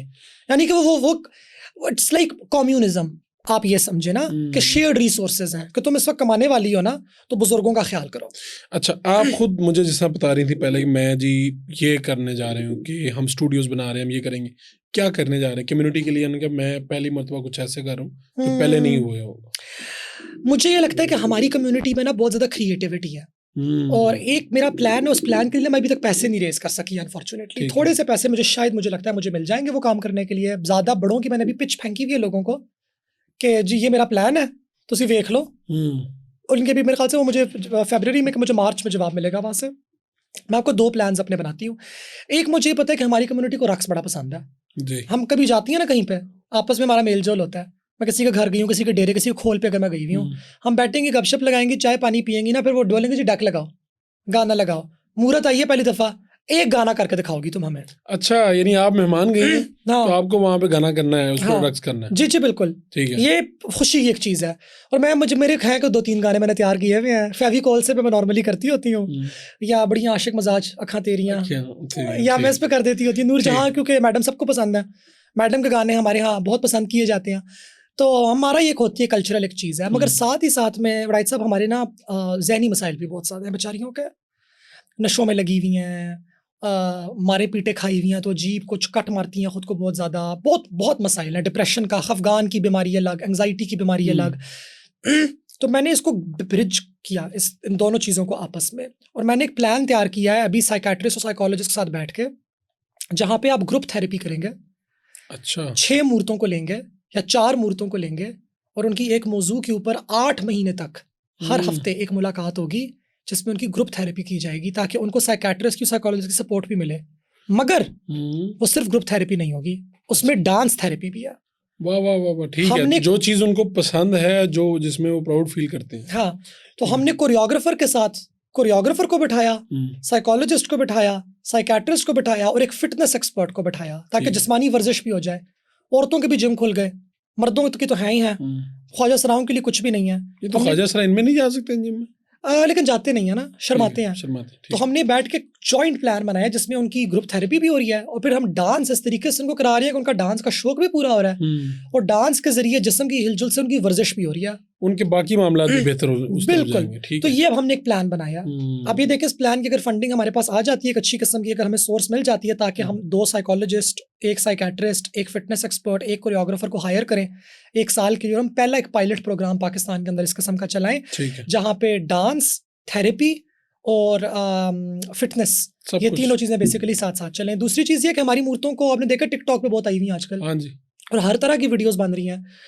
लड़के भी आ गए, पॉडकास्टर बन गए, बहुत अच्छी बात है। लड़कियां भी आ गई हैं, कुछ ना कुछ कर रही हैं, कंटेंट अपना किसी तरीके से बना रही हैं। ख्वाजा सराओं में खूबसूरती है बस, और नंगपन है थोड़ा बहुत, जो कि मैं भी करती हूँ, मैं भी इसके अंदर मुलविस हूँ, कभी कभार कर जाती हूँ। मगर मेरा उसके अलावा भी बहुत कंटेंट है, मेरी सियासी गुफ्तगू है, मेरी पॉडकास्ट में गेस्ट के तौर पे जैसे मैं आज आ गई हुई हूँ। तो हमारी ख्वाजा सराओं को शौक हो रहा है ये काम करने का भी, तो मैं उसका एक स्टूडियो बना रही हूँ, और उसमें यह है कि हमारे पास ख्वाजा सरा अपनी दरख्वास्त हमें भेजेंगे कि जी मेरा ये प्रोग्राम का आइडिया है, वो फुल पका हुआ हो या वो आधा पका हुआ हो या वो सिर्फ एक आइडिया हो, ठीक है, हम आपकी क्रिएटिविटी में हेल्प करेंगी, हम आपकी ब्रांडिंग भी करेंगी, आपको यूट्यूब चैनल भी बना के देंगे, स्टूडियोज भी देंगे। हाँ, अगर आप कुकिंग स्टूडियो बनाना चाहती हैं, फॉर एग्जांपल कुकिंग का काम करना चाहती हैं, अगर आप मेकअप के ऊपर कुछ करना चाहती हैं, या आप तसव्वुफ के ऊपर कुछ करना चाहती हैं, आप अपनी डेली व्लॉगिंग करना चाहती हैं, हम आपकी उसके अंदर हेल्प करेंगी। अनफॉर्चुनेटली वो सबके लिए नहीं हो सकता, तो वो एक मखसूस नंबर आप कह रहे हैं आएंगे, प्रपोजल आएंगे, आप देखेंगे फिर उसके मुताबिक। बिल्कुल बिल्कुल ठीक है। खुद आपने ये किया तो आप बाकायदा प्रैक्टिस कर रही हैं आजकल? कोई क्लिनिक है आपका कहीं पे, या हॉस्पिटल में, या जॉब, या क्या चल रहा है? अच्छा, जुलाई तक मैंने किया था। जुलाई के बाद हुआ ये कि मई के अंदर फेडरल शरीयत कोर्ट का वर्डिक्ट आया। ठीक है। जिसने बोला, वही वाली बात जो साहिल अदीम साहब कह गए हैं कि इस्लाम के अंदर जी सिर्फ 2 जिन्स हैं, मेल फीमेल का, जो कि हम समझते हैं कि ये एक नॉवल आर्ग्यूमेंट है, ये एक नया आर्ग्यूमेंट है, ये 2019 से पहले भी कभी नहीं सुना गया, ये कभी भी नहीं, आपने भी नहीं सुना होगा। Let's be very real about it. बिल्कुल ठीक है। कि इस्लाम ओनली हैज 2 जेंडर्स। ये इन्होंने आके ये भी कॉपी पेस्ट करके लाए हैं। ये लोग अमेरिका से और बरतानिया से सीख कर आए हैं, अमेरिकन और ब्रिटिश कंजर्वेटिज्म, और अब ये उसको इम्प्रेस्ड तो बहुत है, माने या ना माने, जितनी लोग गालियां निकाल दे मगर करते तो ये वही हैं, वहाँ की चीज़ का छापा मार के यहाँ पे आके पेश करते हैं। ठीक है। तो ये वहाँ से लेकर आए आर्ग्यूमेंट। बहरहाल उसमें हुआ मसला, ये हुआ बेसिकली दरअसल कि मेरा तो शनाख्ती कार्ड लेकिन तीसरे जिन्स का, राइट, और मेरा जो मेडिकल लाइसेंस है मैंने भी वो अपडेट करना था। अब मेरा नेम भी चेंज हो गया है, मेरा जेंडर भी चेंज हो गया है, लेकिन मेरे मेडिकल लाइसेंस पे मेरा जेंडर मेल है और मेरा नाम भी पुराना नाम है मेरा सारे का सारा। मैंने वो डॉक्यूमेंट्स अपने अपडेट करने हैं, जिसके लिए मुझे भी पहले अपनी मैट्रिक की सनद, एफएससी की सनद, मैट्रिक की डीएमसी, एफएससी की वो, फिर उसके बाद मुझे जाके यूनिवर्सिटी से अपनी डिग्री, फिर अपनी ट्रांसक्रिप्ट, सब चेंज करवाना, सब चेंज। उसके बाद फिर मुझे जाना पड़ेगा और मुझे पीएमडीसी के अंदर ये देखना है कि उधर क्या होगा। और मुझसे पहले पाकिस्तान में कोई ख्वाजा सरा डॉक्टर नहीं बनी। अच्छा, पहले ही ख्वाजा सरा? मैं ये लेबल क्लेम नहीं करती, लेकिन ये लेबल एक और क्लेम करना चाहती थी, जिनको डिग्री मेरे ख्याल से 2021 में मिली, और हमने कहा कि आप ले लें, अच्छी बात है, लेकिन यस उनका मेरा यानी कि ये सीन है कि मैं तो, मेरा शनाख्ती कार्ड भी ख्वाजा सरा का है ना, मैं हूँ अब ख्वाजा सरा, मुझे वो तब्दीलियाँ सारी करनी है। तो अब वो कुछ कॉम्प्लिकेशंस हैं पूरी उस चीज़ को लेकर, भी चल ही रही थी कि इसमें फेडरल शरीयत कोर्ट का वर्डिक्ट आ गया और उन्होंने बोला कि जी एक्स शनाख्त के साथ, यानी कि ख्वाजा सरा शनाख्त से जितने भी डॉक्यूमेंट्स हैं वो सारे सस्पेंड हो गए हैं। फिर हम लोग फेडरल वफाकी मुहतसिब के पास गए, वहाँ से हमें जीत हुई। फिर हम लाहौर हाई कोर्ट में गए, हमें वहाँ से जीत हुई। तो अब 2 कोर्ट ऑर्डर्स तो अब हमारे पास आ गए हैं, और फेडरल शरीयत कोर्ट के वर्डिक्ट को अब हम लोगों ने सुप्रीम कोर्ट में चैलेंज कर दिया। क्योंकि फेडरल जो शरीयत कोर्ट है उसकी तो एक अपनी हैसियत है, वो यानी उसकी हैसियत क्या है, हाई कोर्ट और उसके मुताबिक है, यानी हाई कोर्ट जितनी है। जी जी, तो उनके वर्डिक्ट को सुप्रीम कोर्ट चैलेंज कर सकते। उसके वर्डिक्ट को हम लोगों ने सुप्रीम कोर्ट में चैलेंज किया। अब मैं प्रैक्टिस तो कर सकती हूँ, जुलाई तक मैं कर रही थी, हमारा अपना ख्वाजा सराओं के लिए फ्री क्लिनिक था, और मेरी जो स्पेशलाइजेशन है वो जिनसी और तौलीदी सेहत में है। तो ऑल्दो क्लिनिक मेरा उसका था, लेकिन आपको तो पता है मरीज एक मर्ज लेके तो नहीं आता डॉक्टर के पास, वो 4-5 भी लेकर आता है। मैंने कुछ फार्मास्यूटिकल कंपनी से डील्स भी कर ली थी, मैं ढेर सारी मुफ्त दवाइयाँ, एंटीबायोटिक्स भी लेकर आ गई थी, और बहुत अच्छा हमारा, मेरी 2 नर्सेस थी मेरे साथ, और वो दोनों भी ख्वाजा सरा थी, यानी कि एक मुकम्मल ख्वाजा सरा क्लिनिक था, जबरदस्त, और बड़ा अच्छा चल रहा था। लेकिन वो फिर ये आ गया। लेकिन जब वर्डिक्ट ये वाला आया तो मैंने बोला जब ये मसला हल होगा तो फिर से दोबारा क्लिनिक आबाद होगा इंशाअल्लाह ताला, देखते हैं दोबारा करेंगे। आपकी जिंदगी की सबसे बड़ी ख्वाहिश क्या है? बातें बहुत सी हैं, लेकिन अब हमें इसे खत्म भी करना है। जिंदगी की सबसे बड़ी ख्वाहिश क्या है? मुझे एक, मैं तसव्वुर पेश कर सकती हूँ अगर इजाजत हो तो? तसव्वुर मुझे विजुअल्स में बयान करना चाहती हूँ आपको। एक नदी हो जी, साफ पानी, साथ एक जमीन है जिसपे हम लोगों ने जरा खुदाई शुदाई की हुई है, उस पर खेती बाड़ी की जा सकती है, सब्जियां, फलों के दरख्त हैं, बागात हैं, एक खूबसूरत सा हवेली स्टाइल का या हुजरा स्टाइल का मकान है, पत्थरों का बना हुआ, ठीक है, जिसमें बारिश का जब पानी गिरता है तो उसी पानी को हम लोग जमा भी करते हैं। शायद एक विंड मिल भी लगाई हुई है, कुछ बकरियां पीछे, बकरियां मुझे बहुत पसंद है। ऑर्गेनिक सा माहौल है, ऑर्गेनिक सा माहौल है, और खुद अपना पकाते हैं, खुद अपना उगाते हैं, खुद अपना पकाते हैं, खुद अपना खाते हैं, पानी अपना जमा करते हैं। सोलर फार्म भी हम लोगों ने बनाया हुआ है, और रोज़ाना शाम को बैठते हैं, आग लगाते हैं, ज़रा कलाम होता है, थोड़ा बहुत, थोड़ी बहुत मौसीकी हो जाती है, थोड़ा बहुत हल्का फुल्का रक्स हो जाते हैं, शेरो शायरी हो जाती है, खुदा ताला की, खुदावंद की कुछ बातें हो जाती हैं, जो कुछ भी हो जाता है। अगर कोई दुनिया से ठुकराया हुआ है या ठुकराया हुआ नहीं भी, खुद दुनिया से तंग है, वहाँ पे हम आवाज़ार भी आ जाते हैं, वो सारे लोग यहाँ मौजूद हैं। साथ एक छोटा सा होटल है जिसमें लोग चाय पानी पीने के लिए आ सकते हैं, कमरों में रहने के लिए आ सकते हैं, हम उनके टूर्स वगैरह अरेंज कर रहे हैं, समथिंग लाइक दिस। मैं कुछ ऐसा बनाना चाहती हूँ। ये एक है, अंदर एक लाइब्रेरी अच्छा है, वैसे बड़ा एक्साइटेड करता है बंदे को। तो जनाब, wish you best of luck, ये भी हो, और आपका बहुत बहुत शुक्रिया कि आप तशरीफ लाए, और आपने बड़ा, मुझे तो बड़ा अच्छा लगा। ये पूरा पॉडकास्ट ऐसा था कि मैंने खुद भी आपकी तरफ ही, मेरा बोलना बाज़ दफ़ा होता है हम बात कर रहे होते हैं तो मैं कहीं और भी मेरी सोच होती, लेकिन आज ऐसा नहीं था।